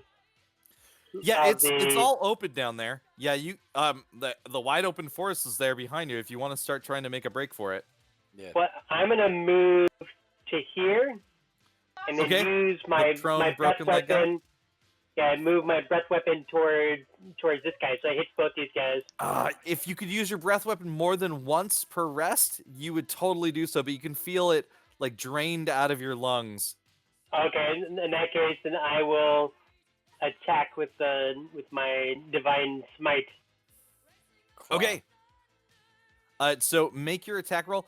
With you still being bound up. Nah, you're a trained soldier. Yeah, go ahead and make your attack roll. He's free. I'm no longer bound. Oh, then actually you're gonna attack with advantage because this guy is prone, and if you attack a prone target within 5 feet of it, you get advantage, or with a melee Great. attack. It's disadvantage with range, but So yeah, click the advantage. click over to advantage and then make that unarmed attack roll. Where would I do the unarmed attack? Same place. It's just the strength roll, basically. Strength roll. Okay, Yeah. got it. There. Oh. Nice. Yeah, that's a hit. Yeah, you just rush over and so your damage is going to be 1 plus your strength mod. Plus. And smite. then yep, so what is 1 plus your strength mod first? 4. Okay, so he's only got 1 hit point left. Okay. Or you can but you can kick in the smite if you want, and that would kill him for sure. No, no, go ahead. I just want to let you know how Smite the ability works is you have a certain number of spells per day. You can cast those as spells, or you can use that reservoir of divine energy and channel it into a Smite. So when you tick off a Smite spell, like you use up a first level spell, first you find out if your attack is successful. Then when you're rolling damage, you can choose to add the Smite on. You'd mark off a spell and you add extra damage to the attack. You get to know if the attack hits before you declare the smite. So you can be like, oh shit, I crit? I'm definitely adding smite. Or like, oh, I missed. Okay, well, no smite for me. But Okay, in well, this he case- only had one hit point left. yeah, so this would finish him for sure, but also any other hit would finish him. So it depends on if you want to finish him this round and use a resource, or just let somebody else finish him. It's your call. There's advantages to either. He's saying he has 1 hit point after you hit him. Right. So if you smite him, he will drop. Otherwise, he'll still be alive, but very, very weak. I think I want to hold on to my smite. Okay. Yeah, because it is your spell slots. You do use your spell slots for your smites. So Yeah. it is a daily resource. Yeah. He's already like broken leg. He has a I broken kicked leg, him in the and face. yeah, you just run over and you just kick him in the jaw, and you hear it snap and dislocated. And as teeth fly out, he's barely alive. Yeah. Leomorn, it's your go. So to climb up, is that a movement or that's an action? That can be part of your movement. You'd probably need to get some sort of brace, but Cecil will be happy to do that for you. Like Okay. he will. You were calling for somebody to throw you up, and he's ready to do that. Okay. It'll use his reaction to help you, but he's not gonna attack him up or anything probably. And so what that'll let you do is roll athletics to do like a muscular pull-up, or acrobatics as you kind of like try to like catch one with one arm and one with a leg, and then pull yourself up. That is what you need. Yep. There we go. So you leap up top. So I'm now up I'm gonna there. say that's 15 feet of your movement to like hop off of him and jump off the side and get up to there. All right, so I'll move to there. Yep. So that'll be my full 30. Yeah. And I will. How far up is he? I guess 10 feet up, higher than me. It's he is about he's on a perch that's about 6 feet up. So you could reach up and try to help with the knot that's around the post. Or if he reaches down, you could help with the wrists. I mean, whichever as long as one he's willing he's to help offering you. me, I'm gonna help him untie. Okay. So Yeah, I reached my hands down. yeah. So you were okay. Awesome. You were trying to start doing that last turn, but you didn't have the time. But you did have you use an object, so I'll let you roll with advantage, Chris, as he's All right. trying to help you. And that's sleight of hand, or what is that Sleight one? of hand, and its DC is 19 now. There we go. Nat 20. Oh, and I shit. didn't even use my advantage. So. Oh, okay. Yeah. Shit. Holy cow, crit. That's amazing. All right. So you untie this thing, and as you kind of you tear the final thing free, and some of the wood splinters and breaks off, and you have kind of a makeshift dagger made of wood that will break off with this rope that you've got in your hand. So the dagger will probably break after 5 hits. Oh. Okay. But it'll work for probably 5 hits. Okay, so that's Leomorn. I'm Unless, going you have to. a bonus action. Yeah, I was going to use my bonus action to.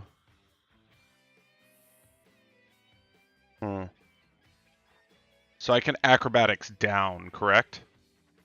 It's a DC 15 to prevent the 1d6 fall damage. If you fail it, then you take 1d6 damage and are prone. Yeah, I'll try it. Okay. Yep. Yeah, you flip up onto this thing, you go sprinting over, you rip the knot off, thing in hand, and where are you trying to run to? So I have a whole nother 30, right? Yeah. Yep. With dash. Rogues are fast so as fuck. 5, 10, 15, 20, 25. Or actually, 5, 10, 15, 20. And it's not extra Right movement there. to drop down. So Yeah. Okay, move yourself over. Yeah, and then that in hand, you give a quick wink to Toku and just backflip off the side of this thing, running past this guy with a broken jaw, who's not going to try to swing out at you from the ground. He's just clutching at his jaw and begin running off towards the woods. All right, Cecil's going to run with you, but not run ahead of you. So he's going to run, or actually he's going to go and follow up on Tion and try to boot stomp this guy. Nice. Advantage. Take the just kill. He just comes over, and you can see he just, hands tied behind his back, he just leaps sideways with one elbow out and just drops the elbow on the guy's throat, which shatters apart. Then he gets up in the mud, just covered in blood and dirt, and his white beard tainted red and brown. He gets up and begins running with Leomorn as that guy is dead. All right. Balak, it's your go. So I'll run right up to this guy. Yep. He's still and whisper in his thrashing ear, "I told you you'd die." No! And he is done. Some of the studs start burning through, sort of crossbow holes into him as the studs are searing into his body. And one of the buckles, as he falls down on the ground, falls up into his eye that singes down into him. He's just burned and dead on the ground. So, done. And this guy, I will yell out to him. Well, yeah, no. Yeah, fuck it. These guys were trying to kill me. You're next. I'll let you use an object to intimidate him. No, I'm gonna heat his metal. That wasn't an action against the first guy. That was just the continuation it's a bonus. of. That's right. It's an action to kick it on, and it's a bonus to trigger it. That's right. Yeah. Okay. So, yeah, he starts cooking. Oh shit, he looks super panicked. I say we Take- kill them 7 damage. all. Yeah. All right. He's like, no! Look, I'll do anything, whatever. I'll make it stop. And okay, it's their turn.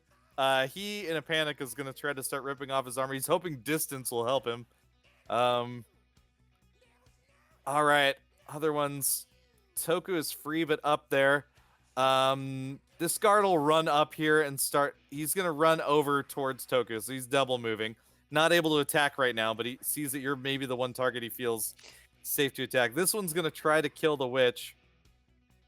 Oh, he's a guy. He's a But Warlock. he has to double move over to there.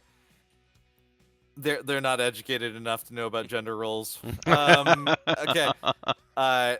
Yeah, double moves to cut off. I guess we're gonna kill them double all. moves to cut off. This one's gonna crawl under, so double moves up to Tian and them.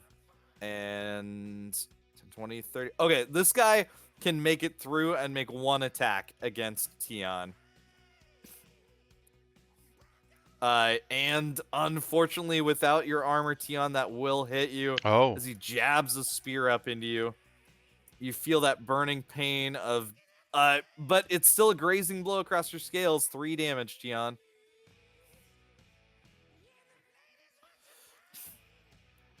You can see the Golden Emperor's Knight yells out, "I will report to the Emperor that what needs to be done has been done. That is what shall be known." And they begin walking away. That's the soldiers. Toku, it's your go. I cry out after him, "You're a weird fucker." And then, so I'm free. Like, you are. so my hands are Your the noose hands is are around- free. Your noose is still around your neck. And the beam is splintered, so is Yes. the rope is now no longer attached to the beam. Yes, correct. Yeah, with Okay. that nat 20, I'm gonna say What a he was able justice. to yank a bunch of stuff away. So I kind of grab 2 ends of the rope. It's still like around my neck, and I jump down onto this guy trying to strangle him. Okay. So like I want to jump down and I'll let basically you. kick him to the ground prone and be on top of him trying to just Okay. strangle him out. I'll give you. Let's see. You can roll an athletics with or acrobatics with your attack. But what I'm going to say is, if the acrobatics or athletics fails, you don't get the attack roll. But if you do get it, then he will be prone as well if you hit him. Yeah. Okay. Okay. So rolling at acrobatics. What am I trying Acrobatics to start. You're trying to get a 12. to get? Come on. Yes. Yes. That'll do it. Okay, so make your attack roll. You can use strength or dex for this attack. And you need a 12. That'll do it. You leap off the top of this thing and just you leap slightly past his shoulder with the rope behind you, and it catches his throat and just whips him down to the ground as he collapses prone. And I'm gonna need you to go ahead and roll a d4 and add your dex.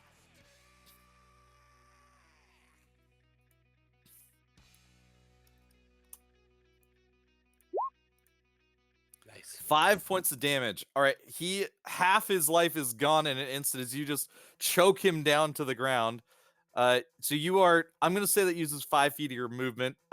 If you want to be on either side of him, you could also do that.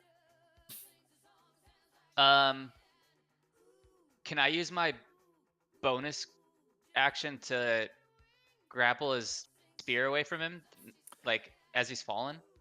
It would be an action to disarm and take Uh, it. However, he does have a dagger in his belt. If you wanted to try to take that, I would let you try to yank that away. But that'll be an opposed sleight of hand All right. versus that. his athletics. Okay, so he's gonna roll and add 1. He got a 6. Yeah, so you yank the dagger out of his belt. Okay. I'm gonna spend my action surge and stab him with the dagger. Okay. Yeah, you're a fighter. Your ability to get a whole extra action once per short rest. You use that now. Trained warrior that you are, go ahead and roll an attack roll with advantage. And it's going to be proficiency and dex with this dagger. Proficiency in dex, yeah.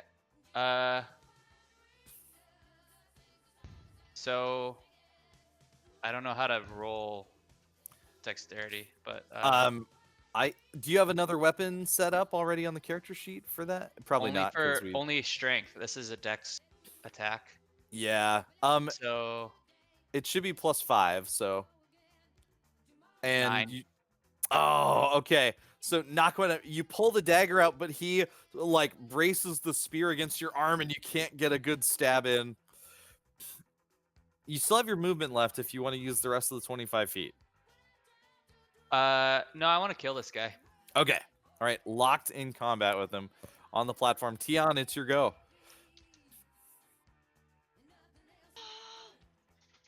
Take that spear off that dead dude. You were courteous enough to mute yourself, Mark, but I can't hear you right now.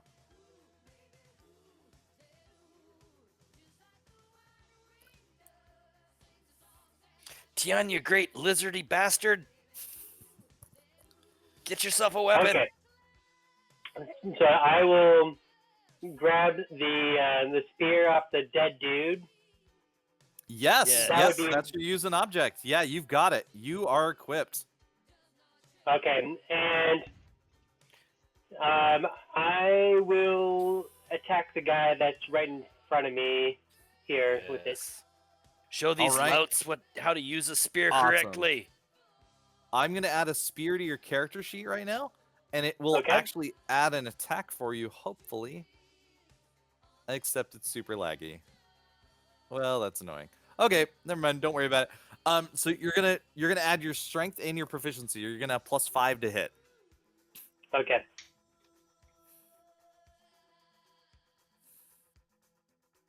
+5. 14? 14 hits. Yeah, you're gonna do a D6 plus your strength mod, which is 3.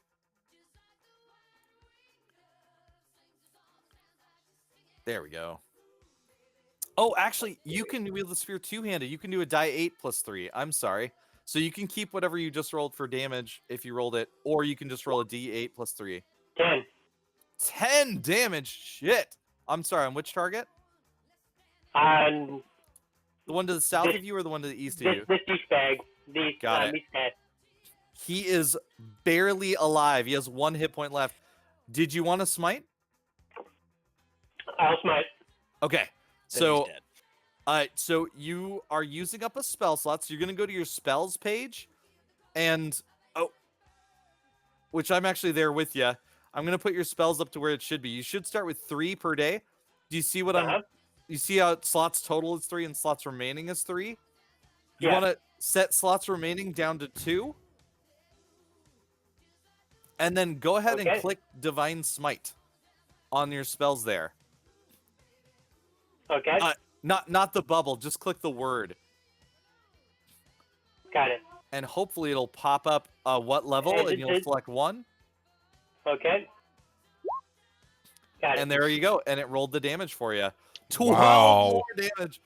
So all of you see, Kaboom. and this is the first time you've used this in some time, Mark, and definitely the first time you've used it against the very types of troops that are of the house that taught you this. But you grab the spear off the sky, you turn and pivot it, and jab it up into his chest. And you can see that he's still alive and pushing through the pain before you focus in, and verdant white-green energy lances up through this thing and explodes out the back of him like a shotgun, and he dies instantaneously as you put your divine fury through him. Mm-hmm. Yeah, that's right. He did. All right. So you can move if you want to, Tion. Although if you move away from that guy, you'll provoke, and then we'll go to Leomorn. I'll Okay. stay with.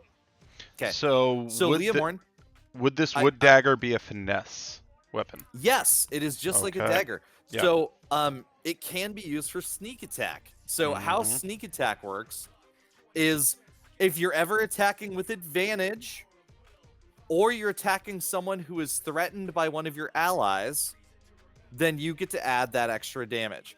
So you can kind of kick this in a number of ways. You can use your bonus action to hide behind stuff and then like range attack them with advantage, because if you're hidden, you get advantage on the target. Mm-hmm. Or in this case, Balak is right next to a guy. You could Mhm. move up and try to use Balak's distracting presence to try to get him. Yeah, that's actually what I was thinking. Okay. So with this dagger, I don't have any weapons in my sheet. It's just my dex Yeah. plus my it's dex proficiency. plus proficiency. So Yep, it'll be 'cause you're plus proficient in 5. daggers. You got it. Okay. Yep. So roll and add plus 5. You're trying to get a 12. All right. 15. Boom! There it is. So you're going to do a So- D4 plus your dex. That's the dagger part. And then your sneak attack is 2d6. Oh, Okay, so my dex would be 3, so this guy dead. D4 4 Plus- plus what's your dex mod of 3. So 6 So that's 6. And now plus add 2d6. 2d6. Give me a second. This guy dead. There we go. Yep. Damn. 12. He has 11 life. You did 12 damage. How do you kill this guy with this wooden shank that you've got? I walk up. He's focusing on Balak. He did a Yep. double move and ran up to him. I just walk up because what I'm about to do, I'm going to disengage as well. Okay. So nobody can do AoAs. Yep. They couldn't anyways. He These stayed two in the could. threatened zone. Well, if he moves away from him. Yeah. they Oh, will. he's So I'm moving. So- guessing he's planning on moving away. Yeah. So as I run past him, I take my wooden dagger and just stab it in the back of his neck, piercing his Oh! spine as I All right. run by, All right. doing. Balak, there's a few flecks of blood as you can see this man's tongue turns to wood, or at least something wooden is sticking out of the front of his mouth as then it rips out and Leomorn jabs into this guy's head and then begins sprinting off towards the woods. We're not done yet, Leomorn. There's still some living. All right. They try to swing at you, but you just start tumbling past too fast as you use your bonus to disengage. Mm-hmm. Okay, so Cecil will step up, like, oh, no, don't hurt the lad, and will get in the way of attacks against you, Balak. He'll take the dodge action, trying to suck up the blows from these guys. Balak, it's your go. I'll yell at that guy. Not far enough. 3 more. Oh no, he has 4 life left. Oh He no. has 1 hit point left. He screams and is just like brushing up against the tree, like tearing. Fingernails rip off as he's trying to rip this burning thing off of him. And a little vicious mockery. Ha ha ha ha! You fool! Okay. So it's a wisdom Alright. save. Okay. Apparently he can't hear you over the sound of his own screams for it to really take effect. Yeah, did you want to move anywhere?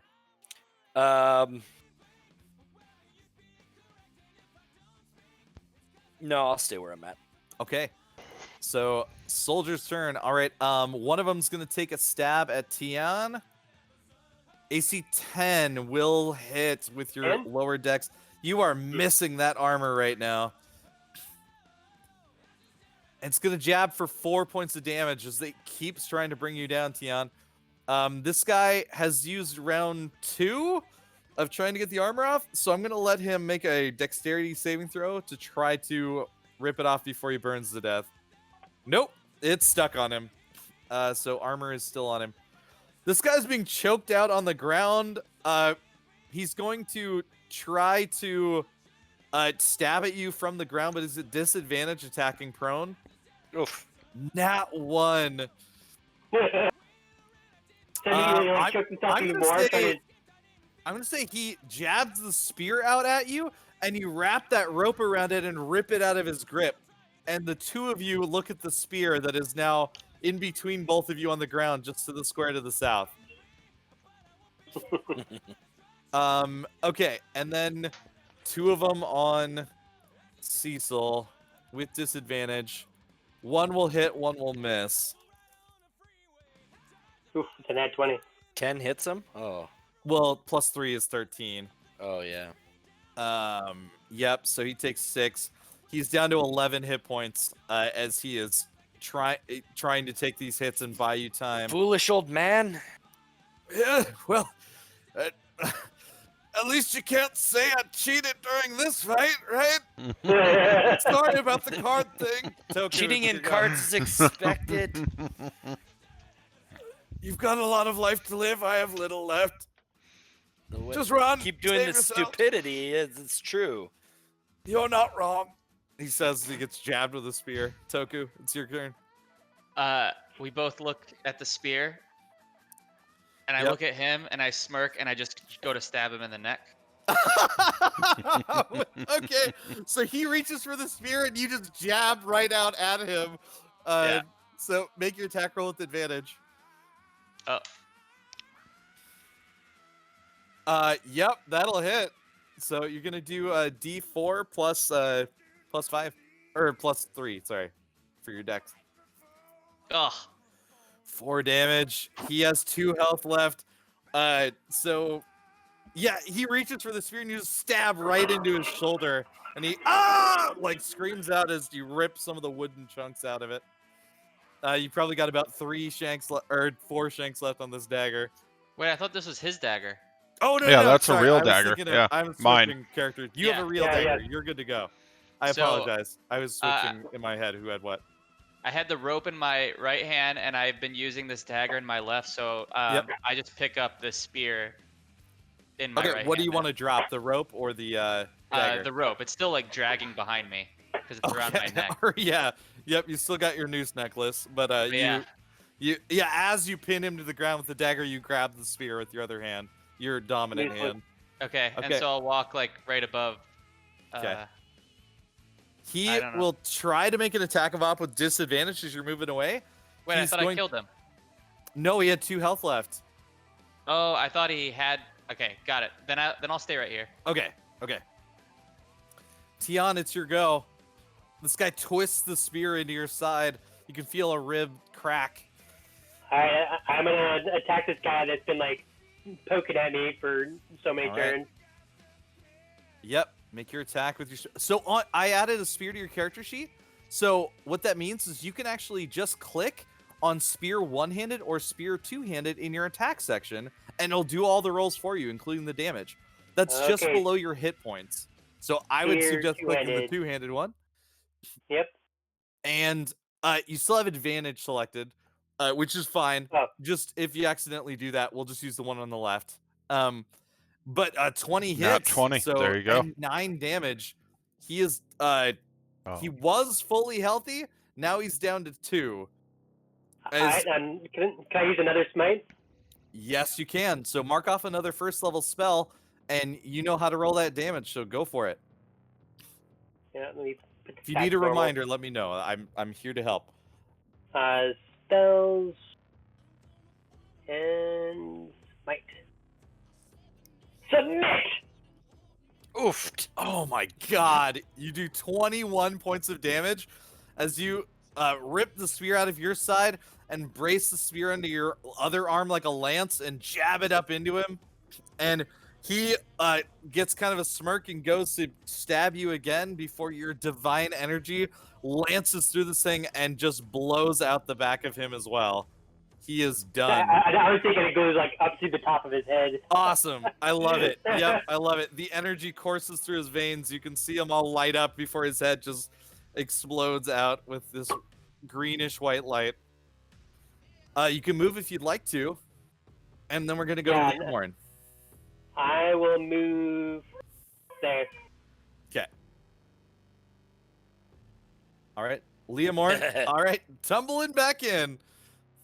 So if I stealthed in, would that give me any advantages or anything? So you can't stealth unless you have cover before you take the hide action or some sort of oh, I obscure- did. So you could. Oh, you were behind the trees. That's true. Yeah. Okay. Yep. So you could use your bonus action to hide, and then how I run stealth is very confusing in 5e. Mhm. Like there's a lot of different interpretations on how to run it. How I run it is once you have the stealth condition, you are stealthed until the end of your turn. and if you do anything to break stealth, then at the end of your turn, it's broken. So basically, if you have multiple attacks, they all get advantage, etc., etc. So you can stealth, go, and attack with advantage if you'd Okay. like to. So it's the advantage. That's what I was hoping. So yes, that's what Yes. I want to do. Okay, you do have to roll the stealth though to see Oh, if okay. you See if break I his actually passive get it. perception. His passive perception is 12. Okay. So they've still got eyes on you as you're coming in. So you still, that just means you use up your bonus action. You Yeah. still have your whole turn, and because there's an ally next to him, you can still get sneak attack, Yep. but my you don't goodness. get to roll with advantage. All right. So That will hit. all right. So go ahead and roll your damage with it. 3 sneak attack. plus 2d6. Uh, Oh, not a d20. D4. It's a D4. Yeah, D4 plus your dex mod, and then 2d6. So 6 plus 9 3. total damage. I think so. He was Plus previously 3 hurt. more. It's not close. It's still for the his- Well, card. he did 3 plus Oh, 3, okay. and then the I 3 see from it, the I see sneak, it, I right? see it, Yeah. I see it. Okay, Yep. cool. 9. However, this guy took the brunt of a lightning breath yeah. earlier, scorched across. You just reach up and you grab your hand and you rake your nails across that open scorched flesh, and he screams out, which gives you enough time to just slice your dagger shard across his throat. Splinters are left behind, and he gurgles and dies. You take him out. So that's Leomorn. Then we go. So he, in lieu of staying defensive, he thinks that it's go time. So he actually is going to take the help action. So the next attack against this guy will get advantage, as he is using his action to try to make it easier to hit this guy. If you have multiple attacks, it only helps the first one, but the very next attack against this guy will get advantage. And Balak, it's your go. Dead. Mhm. Oh, yep, the burning continues. And this ruffian ready to murder you a few moments ago scorches and dies. And then the other one,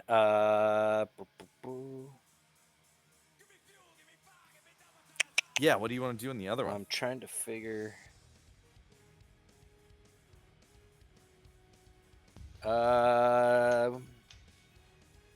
I'll say to him, though you won't burn, you'll die even more horribly. Dissonance whispers. Okay. So I think that's a wisdom save on my Wisdom end. save. He is going to take half damage even if he saves, so go ahead and roll the damage. Sometimes you can just click on the spell and it'll roll damage. Sometimes it just throws up a description. Let's So see. if you Yeah, I'll want to just- try clicking on it, you can. Yeah, I'll try but- clicking it. Let's see, where's it at? Oop, oop, come on. Let's see. Next. Did that do anything? Not yet. Yes, 2d8. Yeah. Okay. That was his last one. So, oh, that was. Oh, yeah, that was. Darn. Yeah, okay. it didn't do anything. Okay, no worries. Some It's spells. 3d6 anyways. Oh, yeah. Then go ahead and roll. So you can just roll 3d6 then. Yeah. 10 damage. Did he make okay. his save? I need to roll that. So he's got a minus Oh, 1. Whoa, yes. Okay, he made it. But that's still going to be 5 points of damage as you whisper dark and evil thoughts into his mind. And you can see, like, blood bursts out of his nose. His gums start to bleed. There's a little trickle out of his ears as he's down to 4 hit points from your dark psychic damage. And it's his turn. He's going to try to take this old man out with him. He's going to take an attack roll. AC 10 does not hit. The old man moves out of the way. Brittle bones, but still the trained warrior. He moves to the side of the spear. The other one on the ground, he doesn't have a spear. He doesn't have a dagger. Shit. He's gonna try to shove you backwards into the hole, so you drop down off the galley. So that's gonna be. He's gonna roll his athletics at disadvantage because he's prone, and you're gonna resist with acrobatics or athletics. So whichever one you want to do, Toku. You're muted. If oh no, you're not muted. Never mind. Sorry. So I He's- can do. Wait, what? How does acrobatics? Acrobatics or You athletics? can acrobatics or athletics to try to resist the shove maneuver that he's doing Oh, against got you. it. Okay, I missed the shove maneuver. Oof. Oh, that's a nat Good luck. 20. Okay, he fails. Yeah. I mean, you got a nat 20. I'm gonna with a nat 20. Why don't you take an attack of opportunity against him as he like struggles to kick out at you, putting himself in a vulnerable Or he spot. just falls into the pit. Or you could just move out of the way and he could fall into the pit possibly. Let's narrate it through an attack roll though. So go ahead and make your attack roll. Okay. So nope, he doesn't quite slide off of that. You two are still in that mortal struggle of life and death. Toku, it's your go though. I gotta. Apparently, I can kill better with upside down headbutts than I can with a dagger. But I gotta try. There we go. You do get it to roll with advantage because he's prone as well. That will hit. So yeah, go ahead and roll. Your dagger is D4 plus 3, or plus your dex mod. So 3. Oh my god. 4 damage is enough. That is all the life he has left. This is a grisly kill though. Like you're holding him down with the spear as he tried to shove you off, and it's just you muscling against him, and the tip of the dagger goes into his throat, Oh. and he's trying to hold you at bay, but it just slowly keeps creeping into his neck as he chokes, gurgles, and dies. It's like Finally, Eastern this Promises. Mortal Kombat dead. Like the fight in the hot tub room in Eastern Promises. I don't know if I saw that. Toku, you've got your movement left if you'd like. Finally, this asshole trying to kill you is dead. Yeah, I just kind of like slowly like kind of trot over to here. Okay, yeah, you start making your way across the galley. Tian, it's your go. There's one soldier left. He's trying to kill Cecil.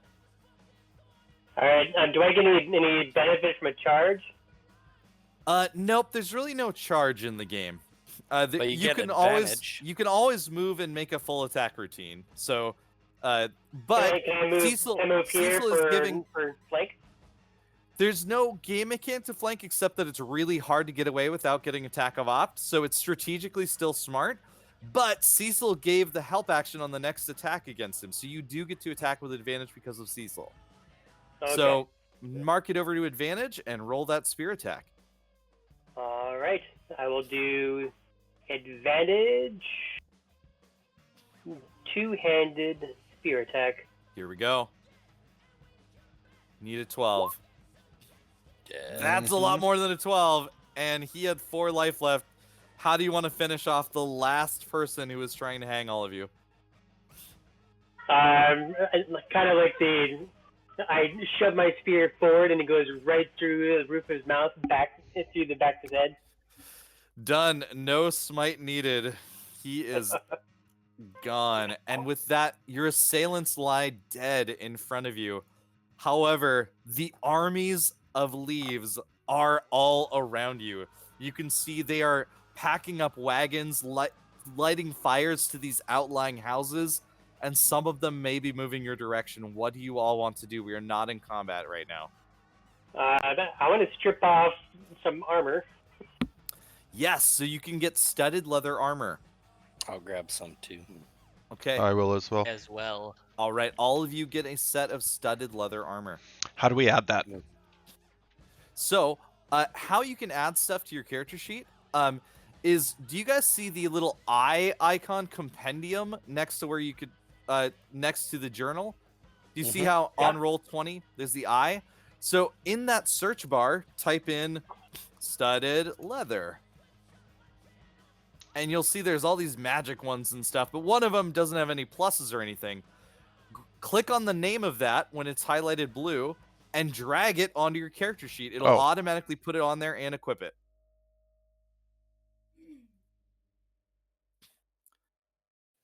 And that's how I did spear. I just typed in spear. So if you wanted to do that with dagger, you could also do that with dagger, Adam. You would just search for dagger, drag and drop onto your character sheet. If anybody's So stuck in that, let me know. I have my character sheet as a separate There you page. go. Okay. Will it still drag and drop? It doesn't seem to You be. drag You- it into if the it's- Oh, if I it's see it pop- now. I If it's see it popped now. out, you can drag it where the character sheet Drag it should more. be, and it'll work. But yeah, I see it now. I figured it. How yeah, to do it. cool. Great. Yep. So, and you can actually create custom attacks and like decide what's equipped and all sorts of stuff with it- that roll do it- sheet. But that's more advanced, so we won't worry about it for now. How do we equip it?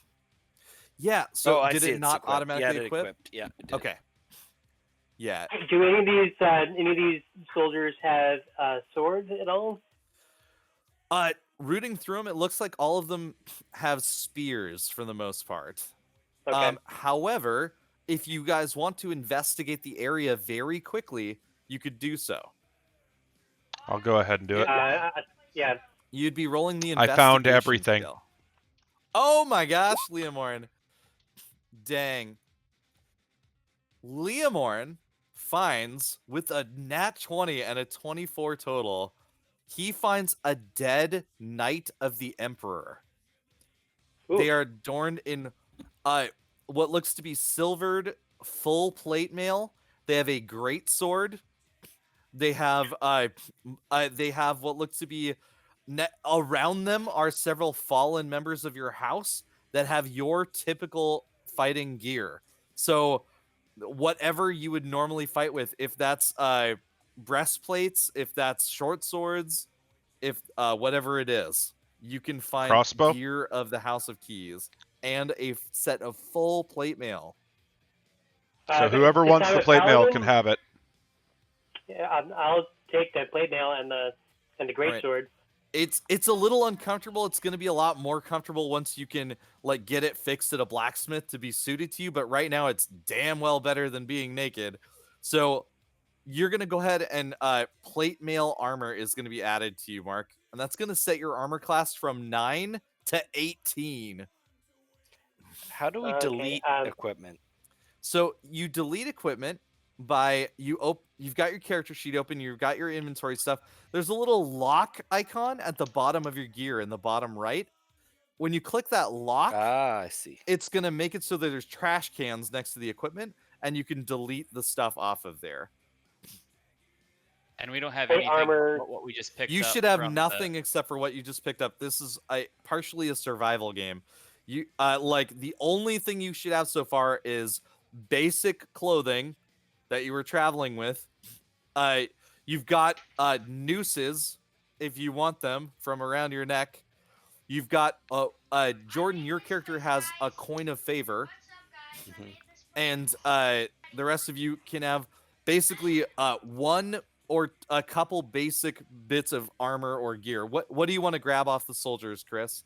What is Liam I already grabbing for got equipment? a hand crossbow, Yep, you can get that, and you can get 20 bolts for it. 20 bolts. Okay. Or well, I mean, there's I'm gonna roll a 2d6 for how many dead guards there are, and each one would have an array of them. So there's 8 dead guards. So there's a total of, I'm gonna say, 75 crossbow bolts available. How many do you want to grab? If anybody else is grabbing, I'll share. If not, I'll grab as many as I can hold. Okay. I could use How- some. If how- there's how do another hand you- crossbow, You I'll can take that. comfortably hold 2 quivers worth, which is 40 of them. Okay, Before I'll take 40. The rest would be stashed in your bag, in a backpack, which you could also try to loot off of these. And then the other thing I I- wanted was a rapier. Let me roll I don't- to see if they yeah. would have a rapier or a short sword. They have a rapier. I Okay. need one as well, if possible. Okay, yeah, they would have had the same thing. So yep, Okay, rapier as yep. well. Good. But let me let me go through didn't person by go. person. Is there anything else Yep. you want to grab equipment wise, Chris, off of their stuff? You've got well, got a like a rapier and a backpack or crossbow. some sort of bag of holding, something like that. yeah, they whatever. definitely don't have bags of holding. Those Yeah. are ancient magical items, but they do have. You are able to grab. Basically, it's a satchel. It's just got one strap, and then it's like got a courier's bag with a bunch of papers in it that are just blank with basically, and you can dump out all the papers and dump a bunch of quills in there instead. The Okay, rapier so- is not adding for some reason. Okay, Oh, I'll be never happy mind. to help with that in I know what just it a is. moment. Never mind. Okay. I was grabbing the so- proficiency. Oh, I've done that multiple times. Yeah. You can lock the proficiencies and delete the extraneous one off of there. That's Yeah. what I did earlier with Mark's spear. Mark, what is Tion grabbing? The armor of the Emperor's Knight? Yeah, and the Okay. great sword. Okay, so that is full plate mail, and that is a very well crafted sword. So there's no, it's not like a plus sword or anything, but it does have more hit points than a normal sword, so it's harder to destroy if somebody's trying to sunder it or anything. Okay. So you can add a great sword and full plate. Is there anything else you want to grab off of these soldiers before the House of Leaves sets upon all of you? Do I still have my holy symbol right with me? That you, I'm gonna say that Leoman finds your holy symbol with that nat 20. Okay. Then I have my holy symbol with me. Then It was on one of the soldiers. One of them stole it. One of the ones you smote and killed. great. Great sword doesn't seem to be equipping in my item action. Okay, I will be happy to help with that in just a sec. But for now, Adam, is there anything you're grabbing? Yeah, I'll take the other 35 crossbow bolts. Okay. And a hand crossbow? And a hand crossbow. Okay. And a satchel if there's another one. There is another satchel. Yes. Oh, and I'm Okay. gonna keep the rope that was used that I had. I'm gonna undo the rope from around my neck, but I'm gonna kind of stuff it in the satchel. Oh, okay. And hang All right, on- you hang- keep hang the on to noose it. you were hung with. Oh, fascinating. Okay. And Jordan, is there anything that Balak wants to grab? Yeah, I'm gonna grab a rapier. See if Yep. they have my arcane focus. Yeah, I would say again, Leomorn manages to find stuff very quickly for all Does of you. with that anybody have nat a 20. musical instrument on them? If I roll a 10 or greater, I would say there is a horn on one of the dead minotaurs that we're fighting with the House of Leaves. Yeah, no, that's all right. Okay. And I'm gonna take the ears of the guys I killed. Oh shit. One okay, ear. you have two, one ear each. Yep. Okay, so you've got two slightly burnt ears. Yep. All right. All right, and then I'm gonna say Cecil will grab the best medium armor he can. I think that's a breastplate. He grabs a shield, a longsword, and a helmet, and is gonna make his way with all of you. At this point, you can see they are mounting their creatures. They are mounting these stags, these massive elks with bloodied horns and sharpened steel on the tips of them as they're getting on their steeds and beginning to go through. You can see they're stabbing spears through the dead bodies, ensuring that everybody remains dead, and they are heading your way. All right. Time to peace out. Yeah, All right. I'm happy to All right. run. You run into the woods, escaped from what would be the fall of the rest of the House of Leaves, the sole survivors, as far as you can tell, of this once great house burning behind you, as you can see the final tower of the Halls of Research, the Hall of Keys, burns and collapses in the background behind you. Nothing but black billowing smoke, as the last silhouette you see against that is 4 hanging bodies of the 2 children and the Lord and Lady of the House of Leaves, who have offered you comfort and a place to live and training for the last 100 years, dozen years, 7 years, and you escape into the woods. We'll pick up next time. Cool. Okay, Nice. so all right, so that is session 0. So this is still a time when if you want to change your characters, you